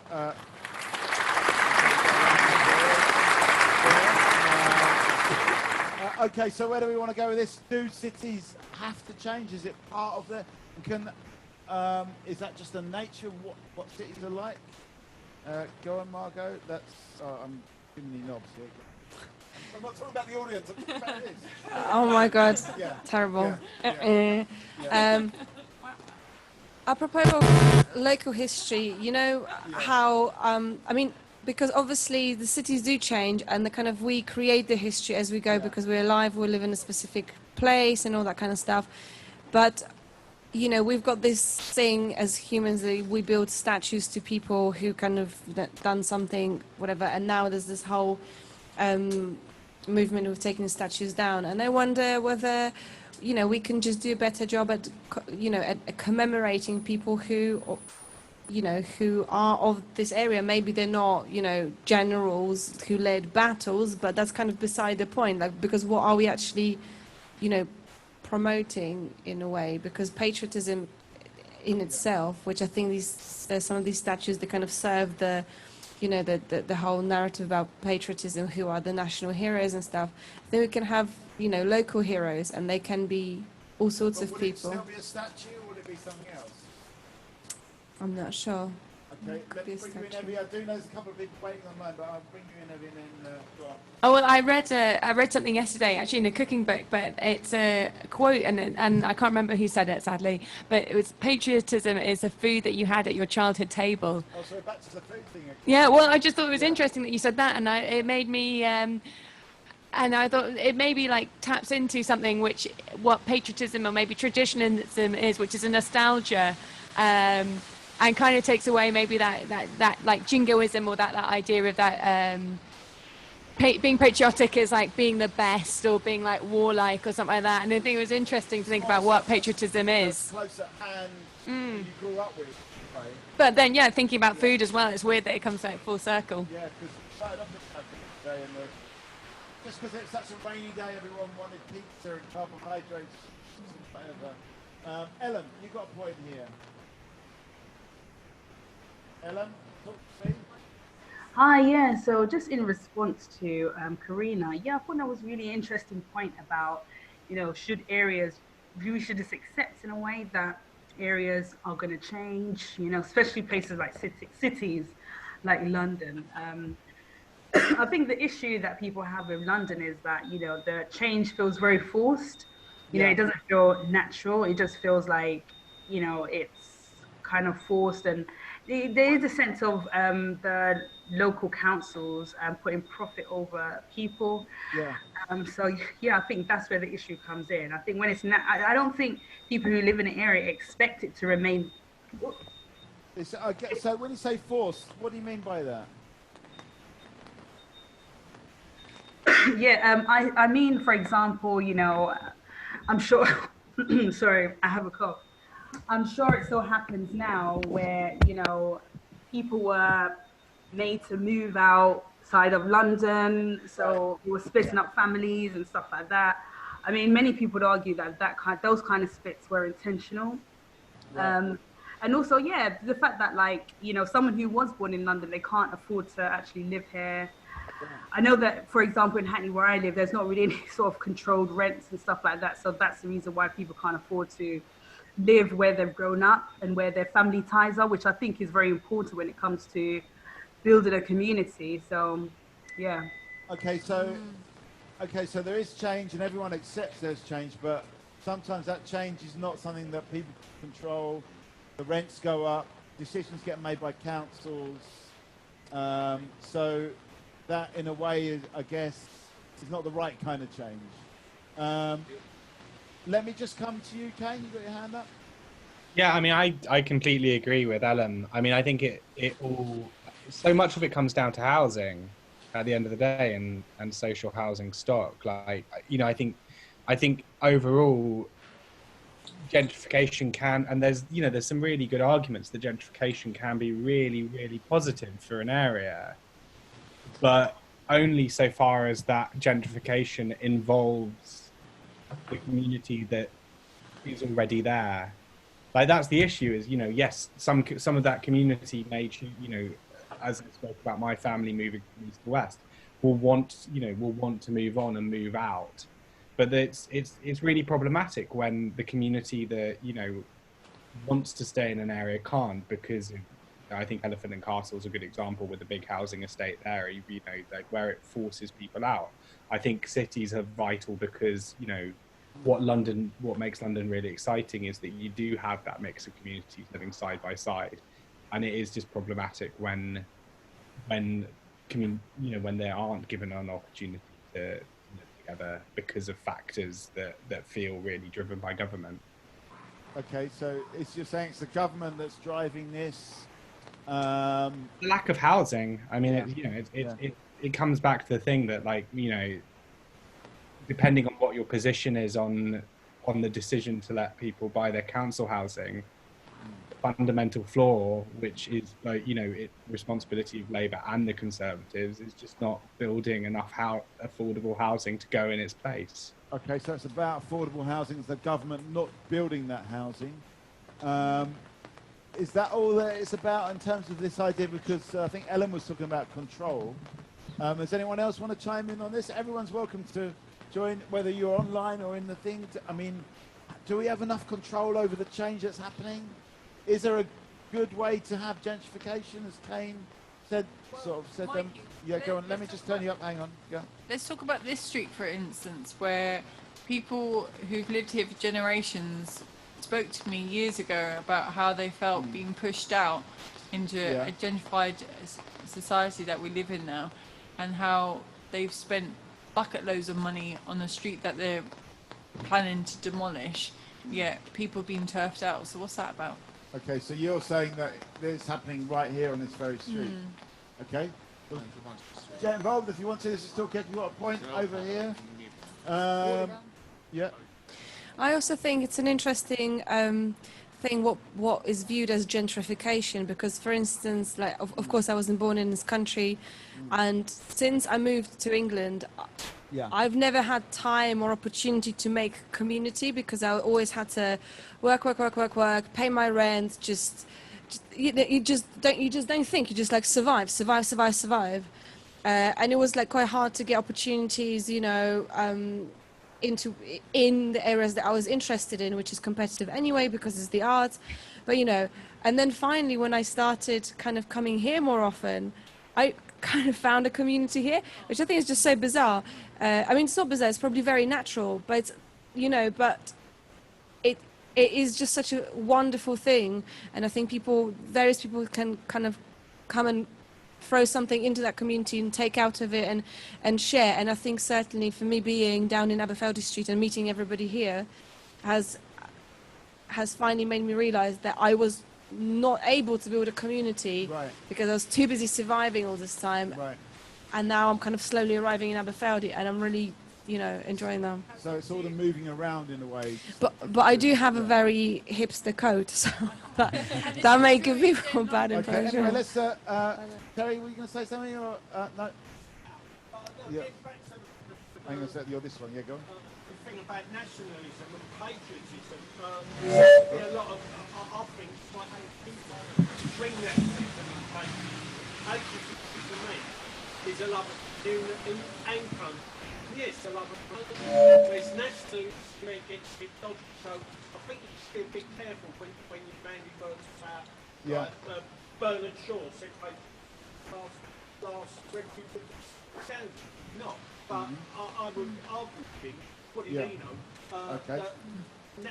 The nationalism, the sense of community, in other words, patriotism to a certain degree, isn't it? And there's always was a sense well, but that's it. Well, this is a very strange area, topographically too. You know, up there is Dick Stan. This is Marchand that had the train before, and it went down to the River Lee. Down here. And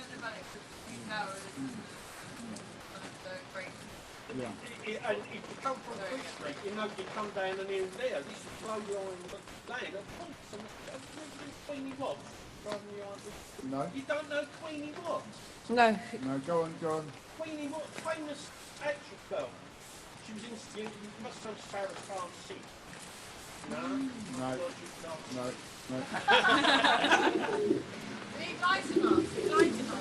Sarah Khan C was a film in the 60s. Right. I'll forget his name's Albert Lee, the other actor. A couple trying to get an house, they just don't want thing, trying to get social housing, and he was in Malay, and Queenie Watts is the publican in it, and they filled it up the pub up there, the Irish Tavern, which used to be just Abbott's Road. It was a famous pub. Read Clive Jones' book, he used to drive from Kensington to the Iron Bridge and drive in a hearse, 9 of them in the hearse, to go to this pub. Wow. To the dog area. Wow. Teach us all about the history. Well, you know, but getting back to the basis of nationalism. Nationalism should get banging the words around too easily because it's a sense of civic. Okay, don't like the station, knock them down, take them away. I don't give a I'm trying to get silly actually, but that's the wild. But patriotism is another one's community and one's country. What do you think about this point that Margot made, that people are moving around too much to actually get that sense of community because they just move and move and move. Oh. Terry, can you move closer to the microphone because they can't hear you? And that's true to a certain extent for a long while. In the 70s, down south of the park there, it was full of old terrace houses. Well, some of them were totally shagged out. The ones on Aberfeldy were okay, but they just let them rot. You know, brilliant for building bonfires. This old area was full of terrace houses. I thought for a second you said terrace, but what about in the news? No, I'm joking. But what about in the news where they're saying that Old Land Time, where they want to take out the lyrics of what is it when Olympics when they sing together, and it's about nashes, but it's not as about patriotism really. Oh, you're talking about the proms? Slaves. Yeah. Yeah, in like please, Margot. Okay. I just heard it, but can the online audience confirm that they can hear Loretta clearly and Terry clearly? Because I'm not sure. Yeah, okay, hopefully it's better. I can turn you up a little bit as well there. Hang on, no, this one. Anything from the online audience? Can you hear us okay? John, you've unmuted yourself. Are you about to join in on this one? Well, I can join in if there's anything useful I can say. I don't know which bit to join in on. Are we talking about proms lyrics or? Let's take your pick. It's up to you. This is Talkaoke. Whatever you want. I think we often avoid looking at something which is very fundamental about housing and gentrification and so on. It's to do with freehold. Because we have a system of buying your piece of land in order to live on it, and if you can't do that, well, then we'll put up with you and put you in something that is tenanted. Then there is always going to be the trend towards gentrification. What's now gone wrong is the fact that even those who seem to be doing well and can afford it will very soon move on when they can afford better. So the idea of community through the regeneration processes now going on is a bit ludicrous because it won't hold up for a long time. It will simply be eroded by the ladder. This, moving up the ladder. The people do it for dosh, don't they? They don't do it for community anymore. They don't do it for the trees. And the other part about it is that freeholds and cities are very anti-nature. And because we don't any longer have a grip on nature, we're looking at climate change towards disaster. And nobody knows quite how to put that one right. True, but there's a good step in the right direction about, although there's a bit of controversy about it, where they're getting rid of diesel cars. What do you think about that, John? Well, very helpful, but honestly, it's small beer in a big playground. Climate change is a massive one. I agree. Okay, so you're Thank you. Basically the way that people own houses, they own the freeholds, means that it is inevitably going to erode community. Emmett, you've got a point there? Yeah, I just wanted to come in first on George Bernard Shaw. When he said that patriotism is the last refuge of a scoundrel, he didn't mean that everyone who invokes patriotism is a scoundrel. He meant that when it's invoked by a scoundrel, it's the last thing they do, the last card in our hand, if you will. The last resort. The last resort. Thanks for clarifying that. But no, because it doesn't mean when someone like Johnson talks about patriotism, he's a scoundrel, and it's his last refuge. Whereas with other people, who might be good, decent people, if George Orwell was always to talk about it, he wasn't a scoundrel. The Lion and the Unicorn. So just this point about the moving on, because you're saying this thing about the property ladder where people are moving every few years. You can't put down any roots, you can't build any community. The same way private renting. Someone mentioned earlier affordable housing. I mean, I was in a housing association before. It was always short life housing. Every couple of years it'd be somewhere new. And whereas obviously if you own an owner-occupier, or if you're in a council place that you can keep until you die or whatever, then you've got real roots in the area, and then you can build up real social capital. You can do, and like we've seen the last 6 months, there's been a lot more there than people were aware of. All these mutual aid groups and things that set up. No one knew that until we needed them. Everyone would have thought there wasn't anything, and it turns out people actually know a lot more than is obvious. They go and check on each other, they go and get things from people, so that people who've been shielding haven't had to go to collect their own prescriptions or to get their shopping and things. Other people have done it for them. So even in this world where people are, the owner occupiers are moving every few years to try and trade up or whatever, and other people are constantly having to get new lets every time the landlord puts a rent up or whatever, even in that, we've still got a lot of social capital. There's still a lot of mutual aid and things going on. COVID has helped, hasn't it? What's that? Well, COVID has inspired people to help communities, help each other. So, I mean, basically what we're saying is there is the possibility of community there. It is still, and now I know, okay, now I know, because your mic's not plugged in, so that's why. This your one? This one's not plugged in, that's why, sorry about that, I just ran out of, Terry! No one's gonna, But I'll love you and leave you. no, hang on, you've got to give us a final thought, give it to us on this mic. Thanks for joining us. We are here every last Thursday of the month as well, I should say. That's all right. Hello, everyone. Yeah. And this is me. No, you know, there has always been a sense of community here, and what you were saying about it really feeling, I don't know if that's infectious or not, or something to do with the area. No, I doubt it.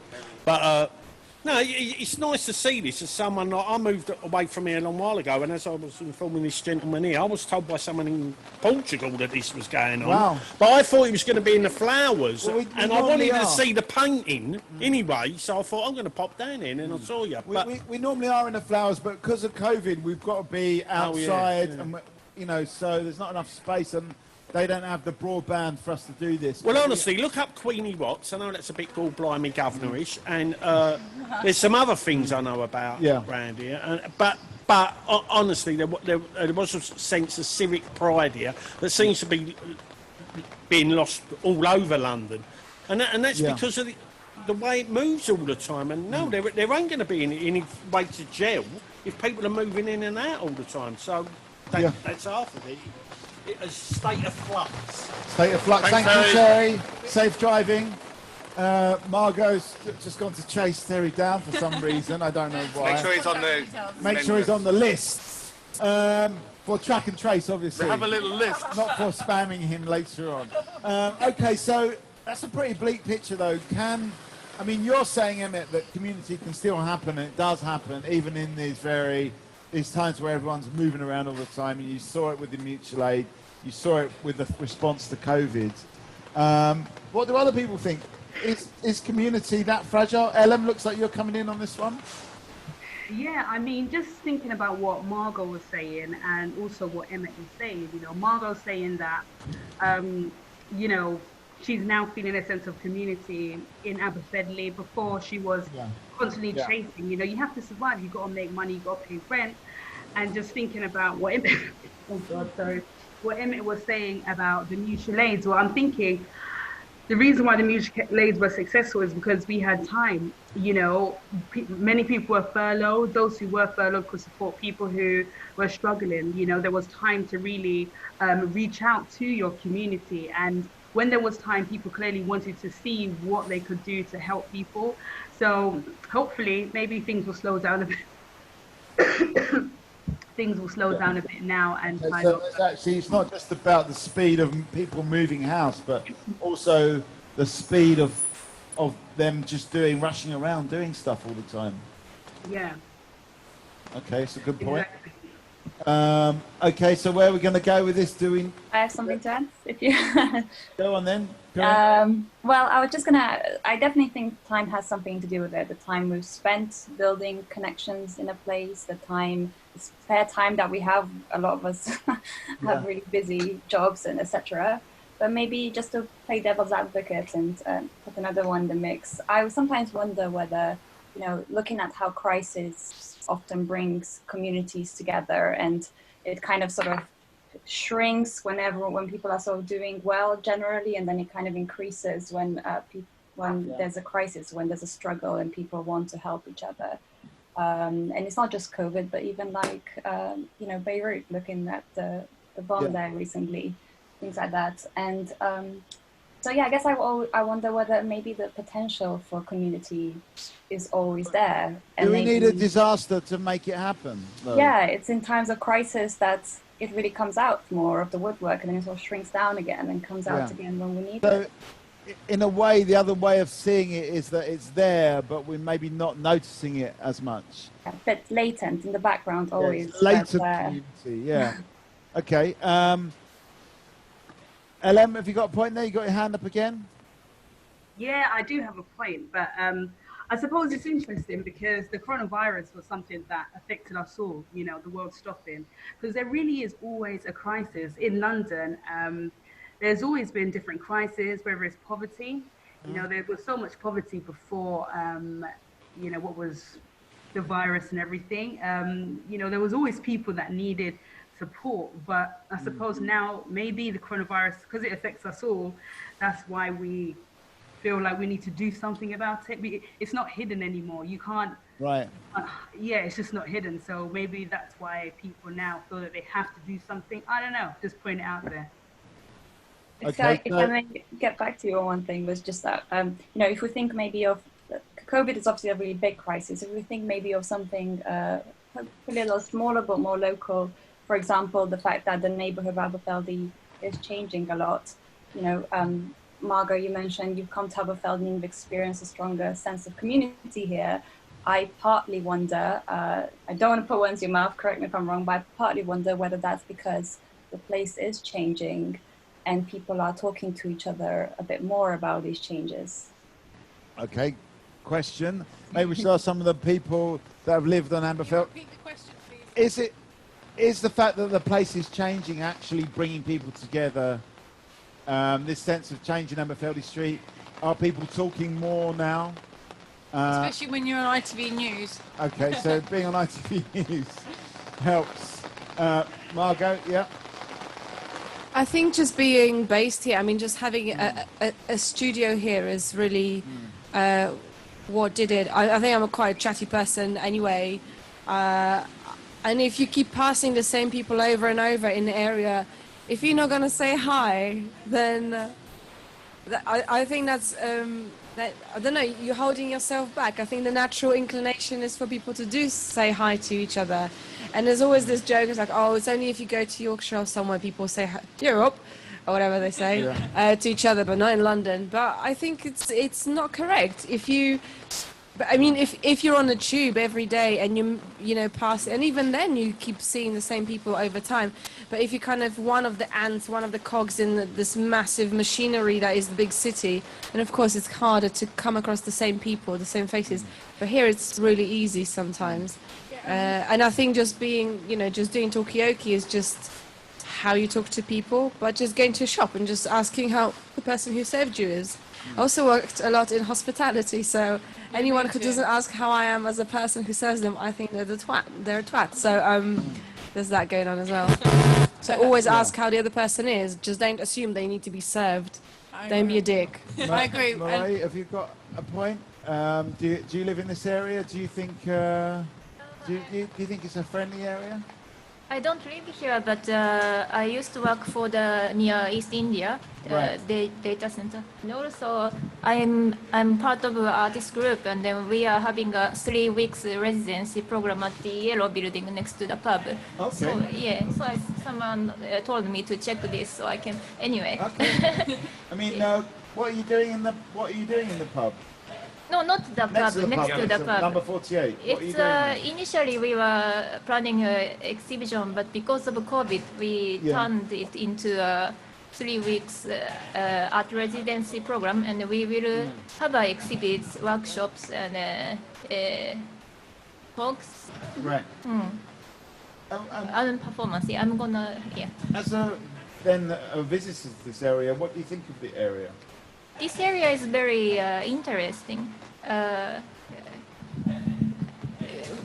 Do you mean only this street? Or, well, however you want to answer it.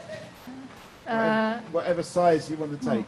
One interesting point of this area is I guess this area was developed after colonization, maybe because of the trading. No, that's why East India Station is here. And then there are some streets that has a name of a spice, like Coriander Avenue or something. And then the company I worked for, it's like a data transaction company. So over half, majority of data transaction goes through the East India area. So, yeah, so it kind of make me think the transition of the trading, the physical trading, and now it's virtual. Anyway, so it's all about transactions. It's all about trading. It used to be spices. Now it's huge amounts of money coming through. We've got a point from Ellen online. Ellen.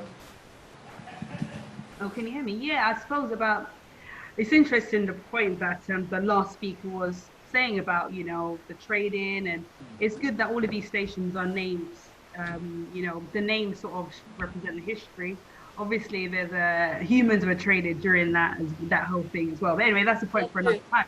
I just wanted to pick up on what Kareed was saying about maybe the changes is actually bringing the community together, because the estate that I lived on, it went through a regeneration, gentrification process, and during that change, it definitely got me speaking to and getting to know neighbours that I had never even seen before, yet they lived on the estate for as long as I did.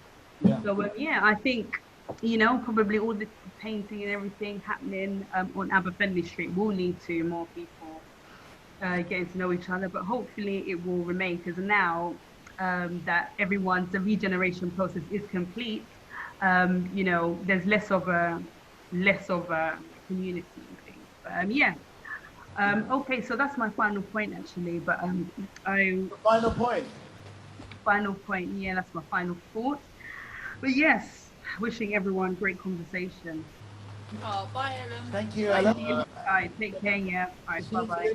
With all the points that you're coming up with, is that your final point? Say about your experience where you live, of how that's happened. Is there anything that we can learn here on Aberfeldy Street from it? Either what to do or what not to do? I just think definitely involving the community in all the changes is really important.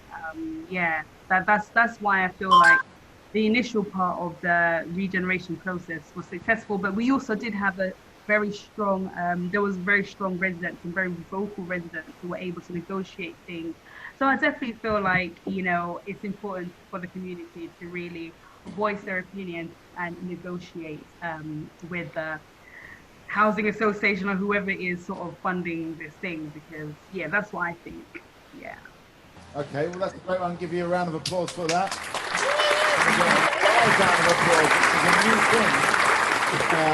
I think it's the first time an online participant has got a live round of applause. So every time it's live, think about breaking new ground. So thank you. Have a nice evening then. Thank you very much. Right. See you, Ellen. Get better. Just like in a transitional period. Oh, sorry, Ellen. Sorry, I talked over you. What are you saying? Oh, she's gone. Anyway, we are going to have. We are going to have a change of host now. If that's okay. But I've just realised, for COVID safety, I'm going to get you a different headset, Mike. Thank you. Or maybe I could get it whilst you keep the seat it's the one warm. with a little bit of red. I have to just keep on talking now for the next while you. It's the one with a little bit red piece of tape. That's the one that works. A little piece of red tape. Maybe Rick can find it. Yeah, go on. Yeah. You like talking. Yeah, go on. No wonder we couldn't hear Terry. His mic wasn't plugged in. Anyway. He thinks that we don't care about what he's saying. It's what Ellen said about the slave trade. And I was thinking, people living in the UK weren't that aware of it, because the ships would leave London or Bristol or whatever, going down to Africa. They'd pick up the slaves there. They'd take them to the West Indies, Caribbean, and then they'd come back to Britain loaded up with sugar or tobacco or with the other things they were doing. So you wouldn't actually see the slaves. The slaves weren't actually traded here. You wouldn't, very occasionally someone would have a personal slave they'd have with them, and that slavery wasn't actually valid while they were in Britain a lot of the time. So it was kind of quite clever way they had of doing it, because when you find that actually people in Britain, although the people in the colonies were the most ardent supporters of colonisation and of the slave trade and all the other things the British Empire was founded on, people in Britain generally didn't like it very much, and they stood up to it, whether in London or in Manchester or in other big population centres. So they were probably intentional of them to not actually put it in people's faces that all the wealth that the British Empire was based on was found on the slave trade. So it they didn't actually get to see any slaves. It's actually hidden from the British people to a certain extent. That's what you're saying. Yeah. What about Okay. Wilberforce? He was quite a pioneer, wasn't he? No, he knew that it was existed and he knew it had to stop, but it didn't mean he actually saw the slaves. He just was aware of it. Yeah. He was a pioneer to stop the trade. Yeah, absolutely. Yeah, but I'm saying as soon as people in Britain were really, really aware of what was going on, they cared about it and they wanted to do it because they were aware those people were much like them. Whereas the people who went to live in whether the Caribbean or the American colonies or whatever, they basically managed to sort of convince them. Didn't actually have slavery that I'm aware of in South Africa, but they managed to convince themselves that. That those people weren't human or whatever. But actually, people living in Britain, they were never convinced of that. Okay, interesting point. Okay, we're going to have a new host now. So let's have a big round of applause for Eddie. I'm going to just socially distance myself out of the table and leave. I'm going to slip out. We're going to leave. I'm going to be by the knobs over here, as usual. You a knob. Mikey. This is a new first time anyone other than PFC has been in this setup, so this is a really great. Oh gosh, I'm very loud as well. I don't know. I'm gonna keep talking, but maybe you want to turn me down slightly. I'll move it out of the way. Okay, right. You have a nice voice, so you're all right. Oh, thank you very much.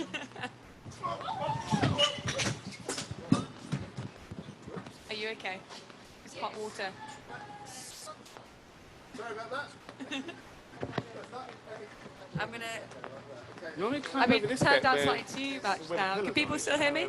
But anyone who's just online, we just had a slight spillage, but it's all right so far. I'm just going to crawl underneath. So for anyone who's listening, this is the most glamorous part of Talkaoke, which is when the host has to get inside the table, which has been very nicely disinfected by Margot. So thank you very much for that. And I think I'm here. Excellent. We're going to move. Ooh. There we go. So we've talked quite a few different things, I reckon.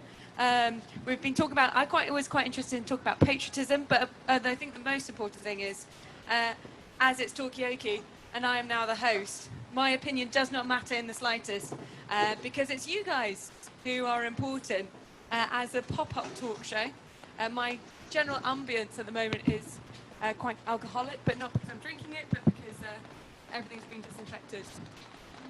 But I think we're getting there. Oh, is everyone? How is everyone doing? We've got Rick is setting up the camera behind us, so hopefully we can. For everyone at home, you can now see us. Who else have we got here? So I'm just going to do a very quick round of names. As a new Talkaoke host, I've now forgotten everything that's going on, so you guys are going to have to help me by just doing a quick round of names, which I'm going to start off over here. Oh yeah, and I'm going to stick a... Hi, I'm Mikey. Mikey. Am I on? Yeah, I'm Emmett. Emmett. Hi, I'm Loretta. Loretta. Margot. Mireille as well. So we've got some people maybe in the back. Come and join us, or come and join us once you got your chicken as well. We're... Next time. Well, if you feel curious, come and join us at any point. So guys, and then we've got Rick over there fixing the camera. Everyone give us a small round of applause for Rick.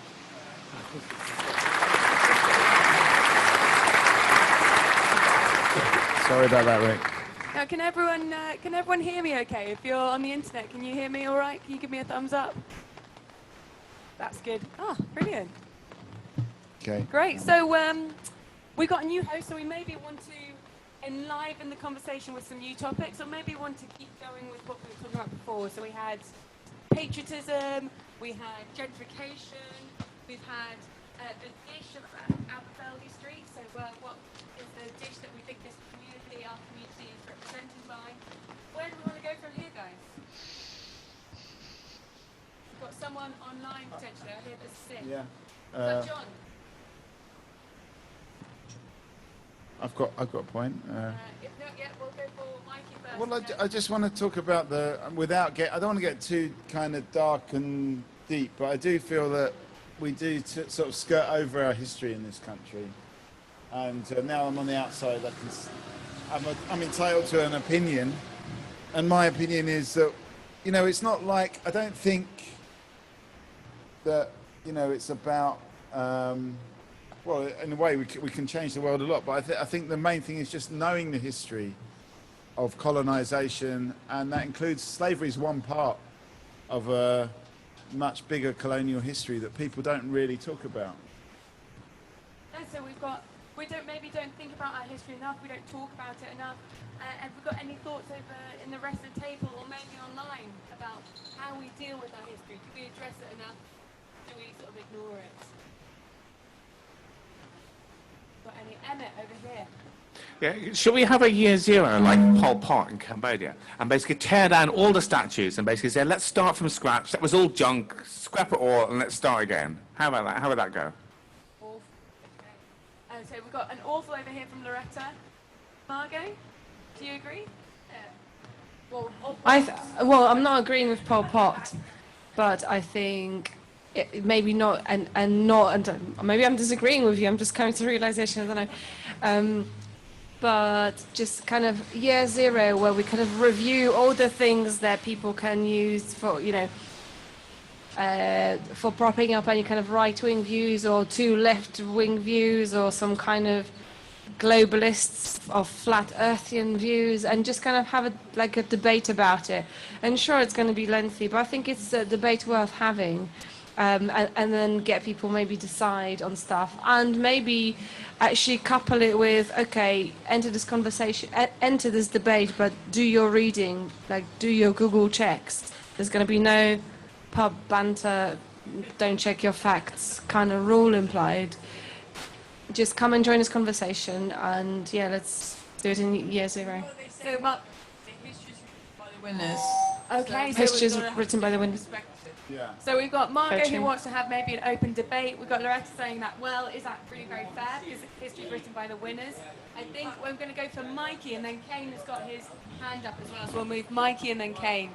This sort of fits the two things about pub banter and history. It's like, on a pub quiz, you never have questions like, how many people were killed in Amritsar, or, like, what was the purpose of the Opium War, or, things like that. Like, I mean, that was probably too vague a question that you couldn't answer in a pub quiz. It'd be more like, how many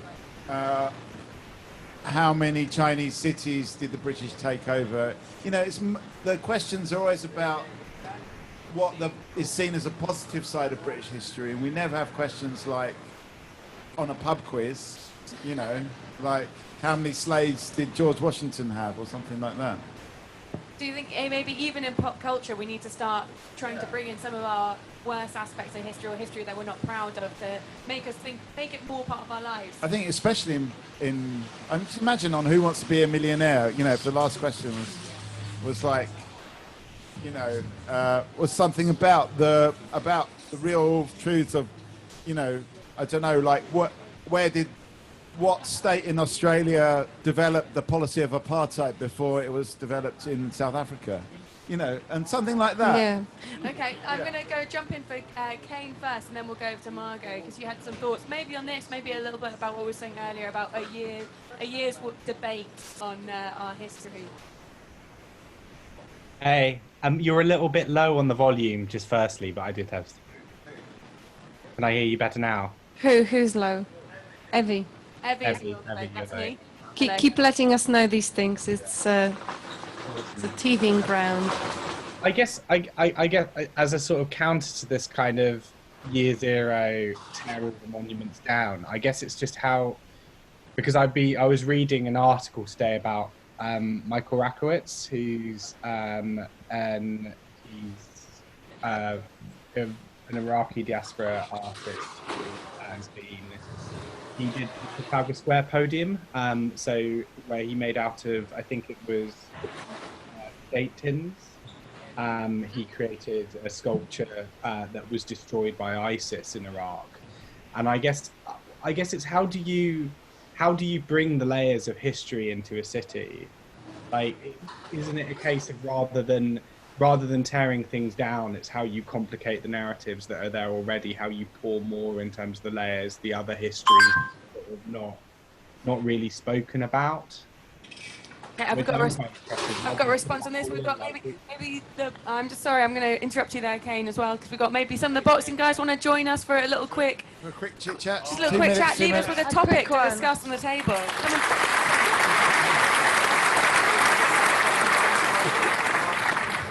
That's also very important. Yep. You all right, guys? Yeah, good, How are you guys doing? We were talking before a bit earlier about if you were going to create a dish for this street, for Aberfeldy Street, what kind of ingredients would you need to put into it? Maybe as the person who owns a boxing gym. It'd have to be a lot of protein in it, obviously, for fitness purposes. There's a lot of Asian people here, so you definitely need some spice. I don't know, I'd say like just a big buffet of different foods. Oh, a big buffet, very nice. That's yeah. the way that Aberfeldy is, different cultures, different races all coming together. Thank you very much. And so we're about to, I know you've got to get home to your kids.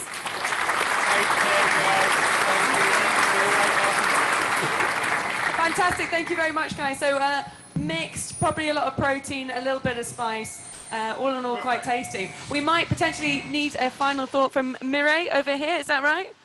Yeah, before you leave us, first of all, thank you very much for taking part in Talkaoke. It's a pop-up talk show and you guys are our stars. Do you have any final thoughts before you go?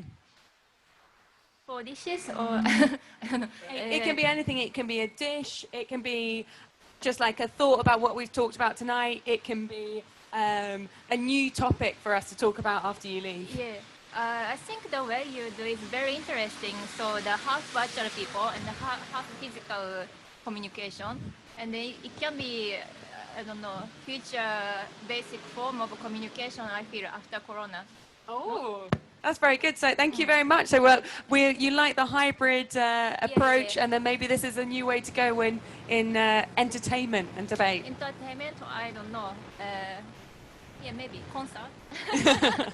Well, thank you very much. Fantastic. It's lovely to see you. We'll give you a round of virtual applause.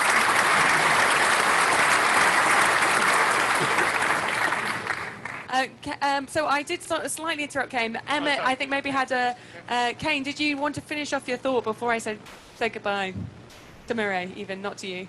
I think I probably just would have drowned on about how do you bring the history of all of those different stories that you were getting from the cabbie earlier into Aberfeldy Street. Yeah, okay, so we were talking a bit earlier about collecting history. We've got maybe potentially a new person at the table. Are you a local to Aberfeldy Street? Yes. Fantastic. And what's your name? My name is Sultan Chowdhury, and I'm a social worker. Oh, fantastic. For Town Council. Oh, I think that deserves a round of applause as well. I'm really happy to see my friend. He's organizing something very nice in our area. I'm really appreciate that. Fantastic. Thank you very much, indeed, everyone here. Well, thank you for coming to join us. We were talking a bit earlier about how we're going to collect stories or histories from the community. We're saying that we've got the Tommy Flowers picture and mural and pub over there, but we don't know that many other famous people from the area. So I don't know if you know any famous people. Okay, about the history, I know a lot of history about my grandfather's background. Yeah. And I can give you a document, basically, I have at the moment in my house. Can you summarize it for the table? I can explain a little bit. You know the Brick Lane, Whitechapel? Yes, yeah. Which is in Tower Hamlet. So in 1939, my granddad's father used to work in a shipyard in Calcutta, in West Bengal. And he used to work with an Englishman. And when before the Asian subcontinent break, so yes, so whenever the English people have a good quality, which is whenever they used to come back from the business, the area, they used to offer those people who work for them, and they used to offer those people whoever used to work for them would you like to come with us to Britain and make a better life and work over there? And one of my grandfather came with those Englishmen from Bradford. Oh, From yeah. Bradford, yeah. And, you know, back in the days, they used to come, you know, the sheep used to come to the Manchester, in the seaside, I don't know, there's an arena and stuff. They used to come there, and they used to come there, and they came with them. And once the sheep used to land on the Manchester, and they said, yeah, you can come and work with me, whatever work was there. And after a couple of months later, that's truth I'm telling, please don't leave. Yeah, but to be honest, 'cause I done the history from Bradford University. Yeah. Not Bradford, Bedfordshire, which is a Luton University. Yeah, I work in history. So those, my great grandfather came, and he worked, and he used to live up north. And he got married an Irish lady, which is my grandmother. Yeah, and my children got blue eyes. Anyway, whatever. So they give you opportunity to work and live better life. And they work here. In 1949, the Second World War one started, yeah. And I lose my family as well, which is, I'm part of the country as well at the moment. And I give the great club for the country and the Britain and the proper real English people. They're the best, and they are our origin, and they are the best one for the whole community and for whole United Kingdom, because they're the real people. The people I know next door, whoever they are, they came from wherever they are, I don't give a shit. Sorry my language. But, sorry about that, yeah, thanks. But they should never forget their origin, where they're from. But sometimes they're making money and that, but they forget the thing. Please don't forget, please. I'm telling you guys. Please don't forget. Because of my grandfather, my grandmother, you guys are here right now. And please respect the law. Please. Please, I'm begging you guys. Anyway. That's So, fantastic, yeah, so basically, that's how we were here. Yeah. And still we're here, and we're same right as you. And I appreciate that. The law, for the law, we are here. Everyone is here for the right law. Everyone is the same, and I appreciate that. Brilliant. Thank you very much indeed, everyone. And I used to work in a Dodge Street, the home care. I was the night shift manager. Yeah. And there's lots of Air Force captain. They fight for our country on the Second World War. Yeah, yeah. And they did lots of things, lots of crush thing on the Second World War. The Germany, when they attacked us, he wasn't there, I wasn't there. But our grandfather was there, and all the people who look after us and who saved the country. So when the Second World War, there's a two country made a deal about Germany. They made a deal about our Oxford University, and we made a deal over there. The Germany got one university. We're not going to cross the university, and they didn't. Anyway, so please, my people, everyone belonging, those family, whoever come from background Bangladesh, please, I'm telling you guys, please look after our country, save everyone, respect our elders, please. Oh, okay. This is really great. Thank Thank you very much indeed. Anyway, I got lots of... I was going to just pause you there because I know Margot also had something to say. I think you're someone who's very empowered by knowing your history and knowing your history of your country and multiple countries as well. And so that's interesting because we were all discussing about the importance of history in our lives.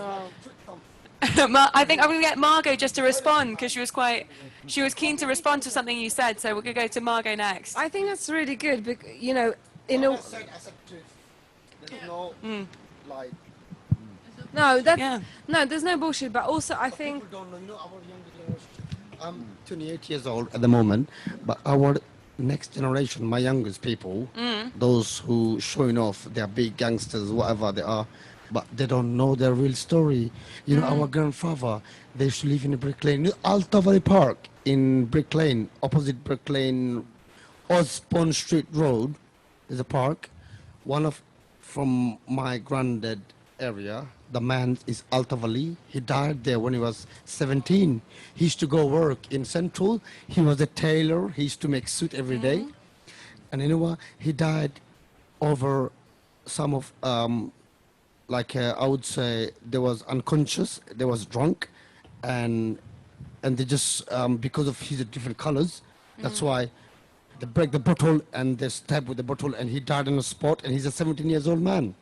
And he's my grandfather's age. But it doesn't matter, because of him, still, the country, United Kingdom, Queen Mary Elizabeth, I respect her. She gave him respect. That's why there's a memory about his name. There's a park on his name. Yeah, so I'm really actively park, memory and really I'm is appreciate really that. important. We should be appreciate that, but we know our people, young generation, they never appreciate that because they don't even know their parents. They don't even know their history. So I'm sensing maybe a bit of Honestly, like, I'm a contention raw. table I'm a erected. raw, my friend. Honestly, I'm raw. I'm telling the truth. Yeah, I can face anyone here. Yeah, no, I think it's interesting. My house in maybe you Dagenham, think that- Essex, but my wife and kids live just around the corner. Yeah. Well, because it's interesting. You think that Thank maybe you very like much young indeed, my love. people aren't engaged with history. Loretta's maybe disagreeing with this. I'm going to go Margot, and then I'm going to go to Loretta. I think for the Europeans, I think European Union is doing something very important, and that is to bring people together and says like, look, all of our ancestors, they fought for the right thing. There were people who were on the wrong side of the history, whatever. But essentially, there were people across different countries who have fought for this continent, for this union of nations, to not be dicks to other people, to not oppress other countries, except that European Union and every other country actually oppresses everyone all the time. But fundamentally, just having a little chat. But I think essentially there's a good principle there, a founding principle of the European Union, that is to move away from, countries going against each other, people killing each other, or having differences to an extent that they are able to injure each other. Just, yes, please let people come and join this conversation. I agree. But yeah, I think European Union's got a similar thing. It's a shame that Britain's not going to be part of it anymore. But I think there are some really, thank you, there are some really good kind of things that we can still remember. Anyway, it's quite mind-blowing what you said. Yeah. So you better put your details down there because we're going to be calling you after that. Agreeing with what you said, I was agreeing with it, but I was just saying there are some youngsters who do appreciate the history and do want to learn from their ancestors and do want to do that. So I think it's a bit of a bad press to congregate to say generally that all younger people, because my baby sister, she's part of the younger generation, and she did politics and she loves to learn about history and do all these things. And I think there's such pride in what you said about your family and forefathers who helped this nation become what it is. And I think there is a sense, not national pride, but there's a sense of pride that has to belong to your sense of cohesion, your sense of identity, your sense of, not nationalism, but sense of where you belong. There is something deep and underground about that, and we've got to try and reach out. That's why Aberfeldy is doing so well and doing the community spirit, and people like yourself who say about your history, your family, your forefathers, and because of your job as well with working with younger people and who are a bit out of the sense of realm and Okay, that I quite like. So we've got like an impassioned maybe support of that. I'm going to pause you there. Is it Sultan? Yeah, Sultan. I'm going to pause you there just because we need to turn now to our virtual world over here because we've got a hand up from Kane who's been waiting very patiently. So Kane, can you tell us what would you like to chime in on this debate? I was going to say I've got to leave in a second, so I'm sort of at final thought stage, I think, myself. I mean, great. Tell us your final thought. Yeah, I mean, I think there is. I think it probably coming back to that thing of, I think it's completely true what Loretta was saying is like, yeah, there are quite a lot of young people that maybe are like less bothered about knowing, you know, their history, knowing where they came from. But I think, you know, I think that probably, I think there's, you know, it's a dialogue thing, isn't it? It comes back to like where that history isn't visible, you don't ask about it. So I guess I leave you with that. So thinking about it's important to make all of our history visible because otherwise it sort of gets thrown by the wayside, maybe. Yeah, and I think, you know, I think there's, you know, coming from a Jewish background, there's definitely a thing amongst, you know, an older generation of, not my parents' generation, but the generation before that, you know, people that either went through the concentration camps or had, you know, close people that actually they didn't tell those stories for a very long period of time, and that it can be difficult to confront things. Fantastic. Well, thank you very much for your final thought, Kane. I'm going to go have dinner. Goodbye. Enjoy your dinner. Have an Aberfeldy special. Will it be an Aberfeldy? What is it? Some kind of spicy, a spicy pizza buffet. It'll be fried chicken in a pie, in a bun. Yes. So, you know, like the Aberfeldy take on the Wigan pie, basically. Sultan, you had something to say, and then I had Emmett. Whether you think it's going to be about the dish of Aberfeldy, like what is the food that represents the street, or something when we were reflecting about histories and whether our young people forget it, whether we actually become invisible. The food, yes. To be honest, my name is Sultan Chowdhury, and I'm a social worker in Town Council. As a learning disability people, I work with them. But as a food-wise, in Town Council at the moment, more than 60% ethnic minority is the Bengali people. They're living there, and there's a lots of learning disability. You know why? Because, you know, basically my older sisters, which is she's about 50 years old, and that our generation, they used to go back home. I'm telling you something truth. You should write it down. They used to go back home and they used to get married to first cousin. And you know, in Royal Hospital, I work in the hospital as well as a senior nurse.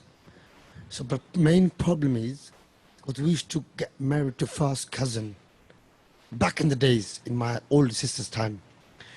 Because of this, there's a lots of disabled kids coming out because of the first cousin, you know, the gene and genetic. Look at the royal family. Yes, it's the same The rest thing. are saying the You know, the first royal cousins, family? like my dad's sisters, my dad's brother's daughter. I'm getting married. Back in the days, I'm talking about, not now. Now they don't go back home anymore. Yeah, so that's why in Town Council there's more than 65% young kids are disabled because of this. And is government losing money?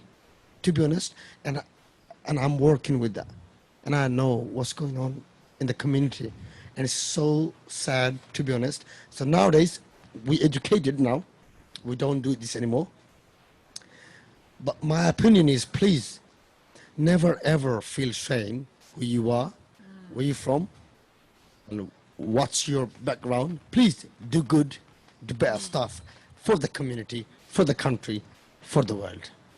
Fantastic. So that's a very interesting point. So don't feel ashamed, but do better, which I think Yes, is quite an interesting indeed. way of like maybe Yes, thinking indeed, and reflecting on history. I did say, Emmett, that you had some points to make, so I think it's some. One thing was the thing about whether or not young people are interested in history, because I think it's often something you gain an understanding of, an awareness of, an interest in as you get older. Because when you're young, you're trying to make sense of the current time. You're not really bothered about what happened in the past. But I think recently this year with the Black Lives Matter, with the Edward Colston statue and stuff, we've seen a lot more young people get very active in history and very determined that actually it does affect their lives. And that this thing's having photos of slave owners or statues of slave owners walking on you. And often you find these were not there from the time of the slave trade. They were put up later. Like in America, all the statues of the Confederate generals were put up at the time the Jim Crow laws were going to be revealed. It was like nothing has changed. Nothing has changed. We're still in charge. We've still got the KKK. You're still basically no better than a slave. But one other thing I wanted to mention was before Maria left, and she was talking about this thing, the hybrid thing. We've got some people online and some people out here. And I wonder if this could be a new model for all our communication, because not only does it allow people who can't be physically present, which includes people who've got impairments and things, that means that it's very difficult for them to get down here, or people in other parts of the world, but also it means we can have virtual people coming as well. People who might just exist as computer programs and similar crap. And we will never know whether Kane and people or Elam, and whether they're actual human beings there, unless they occasionally come and visit, or whether they're just clever bits of software. I don't know. Excellent. Okay, so we had some reflection about history and when we commemorate people. Is it timely? We've got some thoughts about virtual people, whether they exist at all. And we've got, talking about virtual people, we've got Karina, who has got her hand up. So please. Hello there. I promise I am a real person and not a virtual person. I have been there on the street before. I'm actually going to have to go after this because I am starving. But on the topic of histories, I always think, history, we often speak about events that are far back, but history is always in the making, and the personal, the small stories are just as important as the big ones. I hope this, I'm sorry if this comes off as a burst of bragging, but I guess one of the things that I don't know if people know about with the painting on the street is we were hoping to capture a little bit of some of the stories of the local people that are there now. And where the patterns came from is we sort of knocked on all the doors a couple of times and spoke to all the traders on the street and asked people to contribute some of their clothes, some of their bed sheets, some of their tablecloths, anything.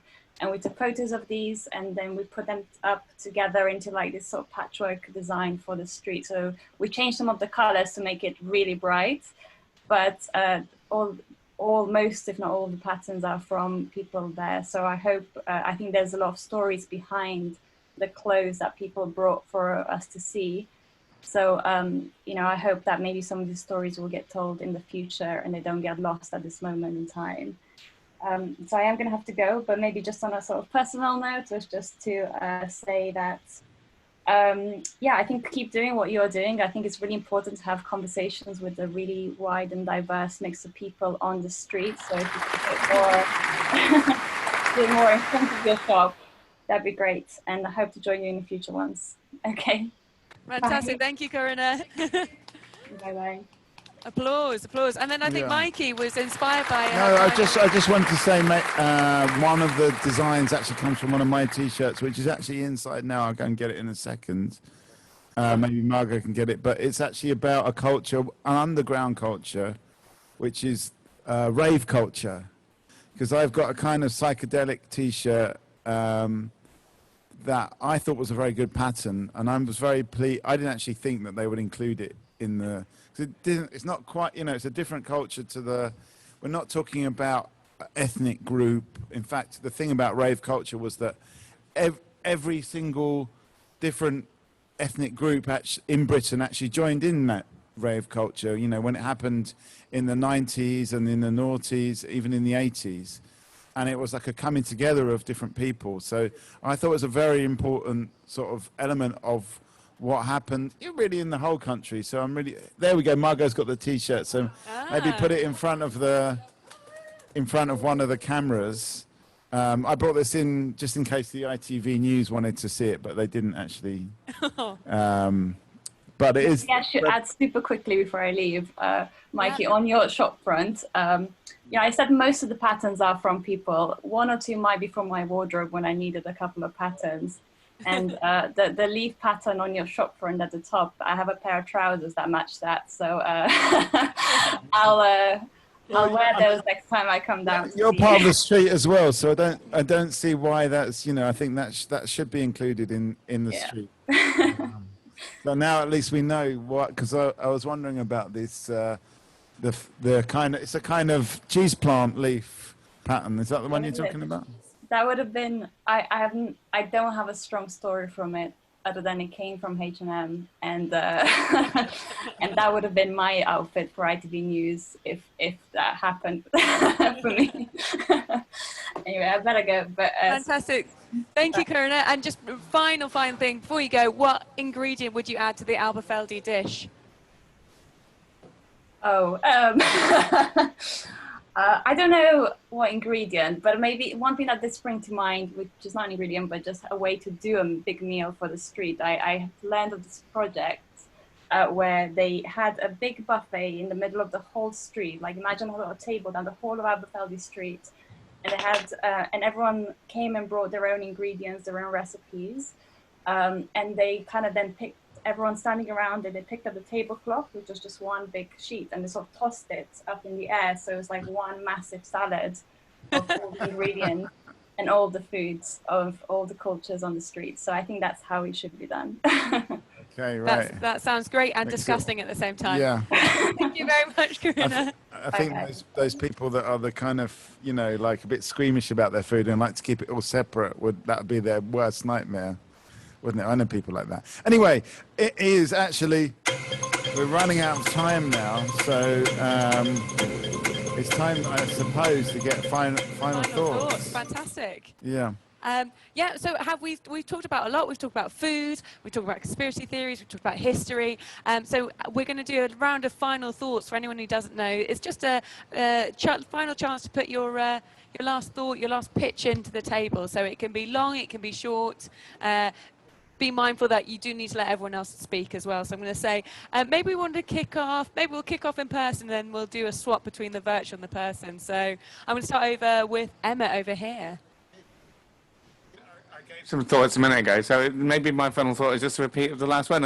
Think about all those virtual people you ever see. Every next time you do a Zoom call, next time you do anything, think, are they real people or are they just computer simulations? Is it a conspiracy theory? Computer simulations. I think, John, can we find out whether you are a computer simulation and whether you have any final thoughts? Well, I've been wondering about this computer simulation for a long time, and I've decided, no, I'm not one. Because if I were, I would be much more perfect than I actually am. But as a final thought, couldn't help but think about history.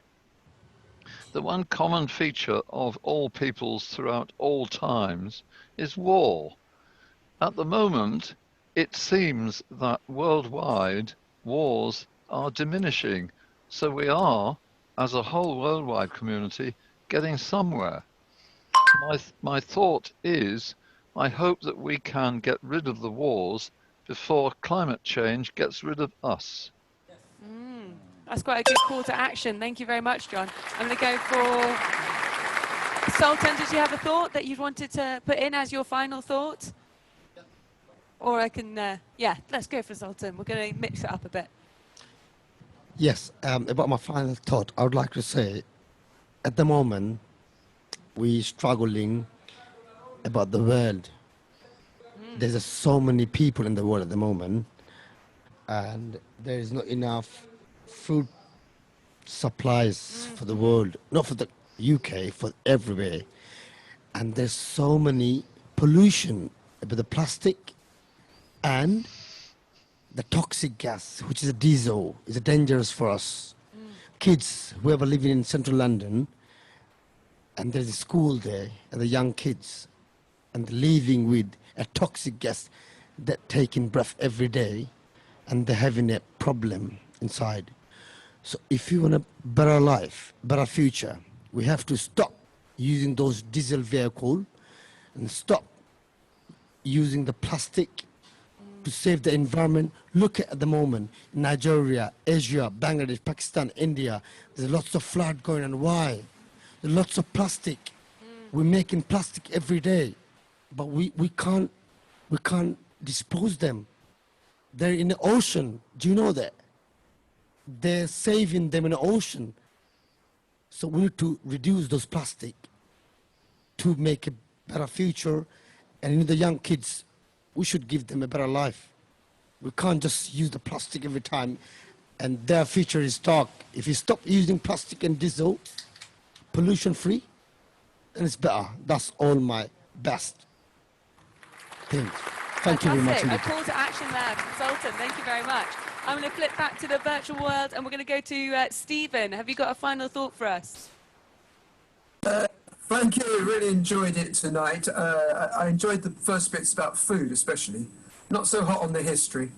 That's because I don't know so much about history. By the way, can I just indulge you for just half a minute? How is my voice quality on this?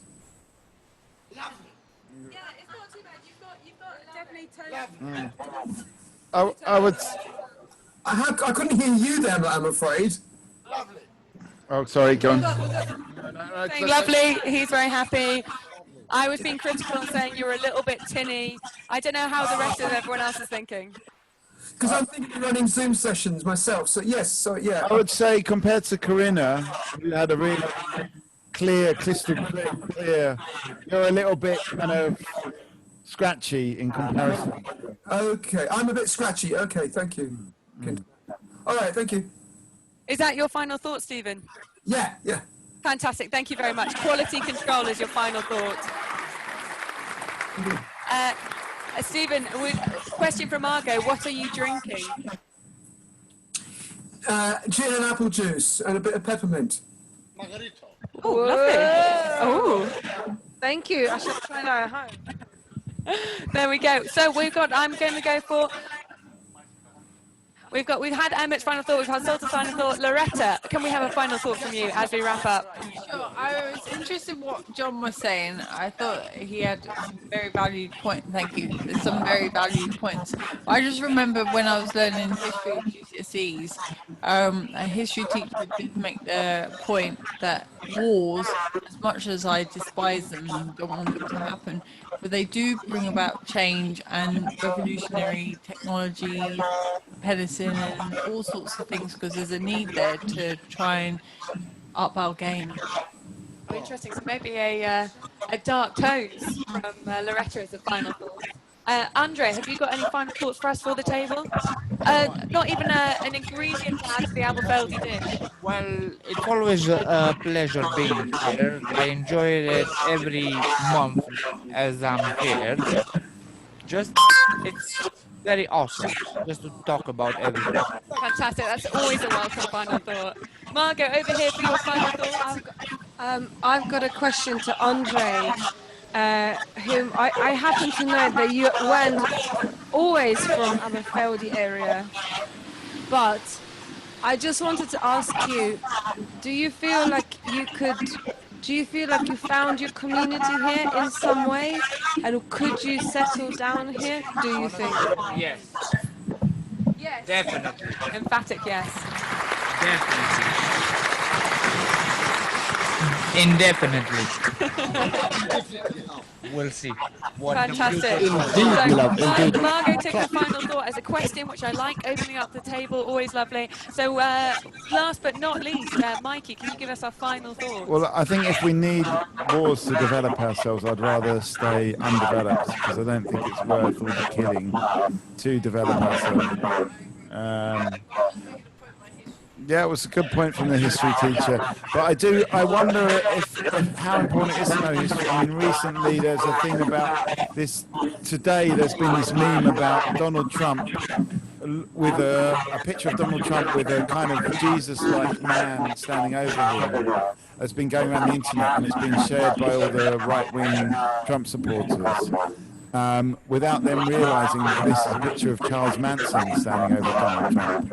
But I wonder if that's even relevant to all the right-wing people that have shared it, because they don't know who Charles Manson is. They don't care who Charles Manson is. So it just sort of goes to show that, you can know your history, but if the majority of people are not aware of history and they're just reacting to what's happening in the last 5 minutes, is it really worth it?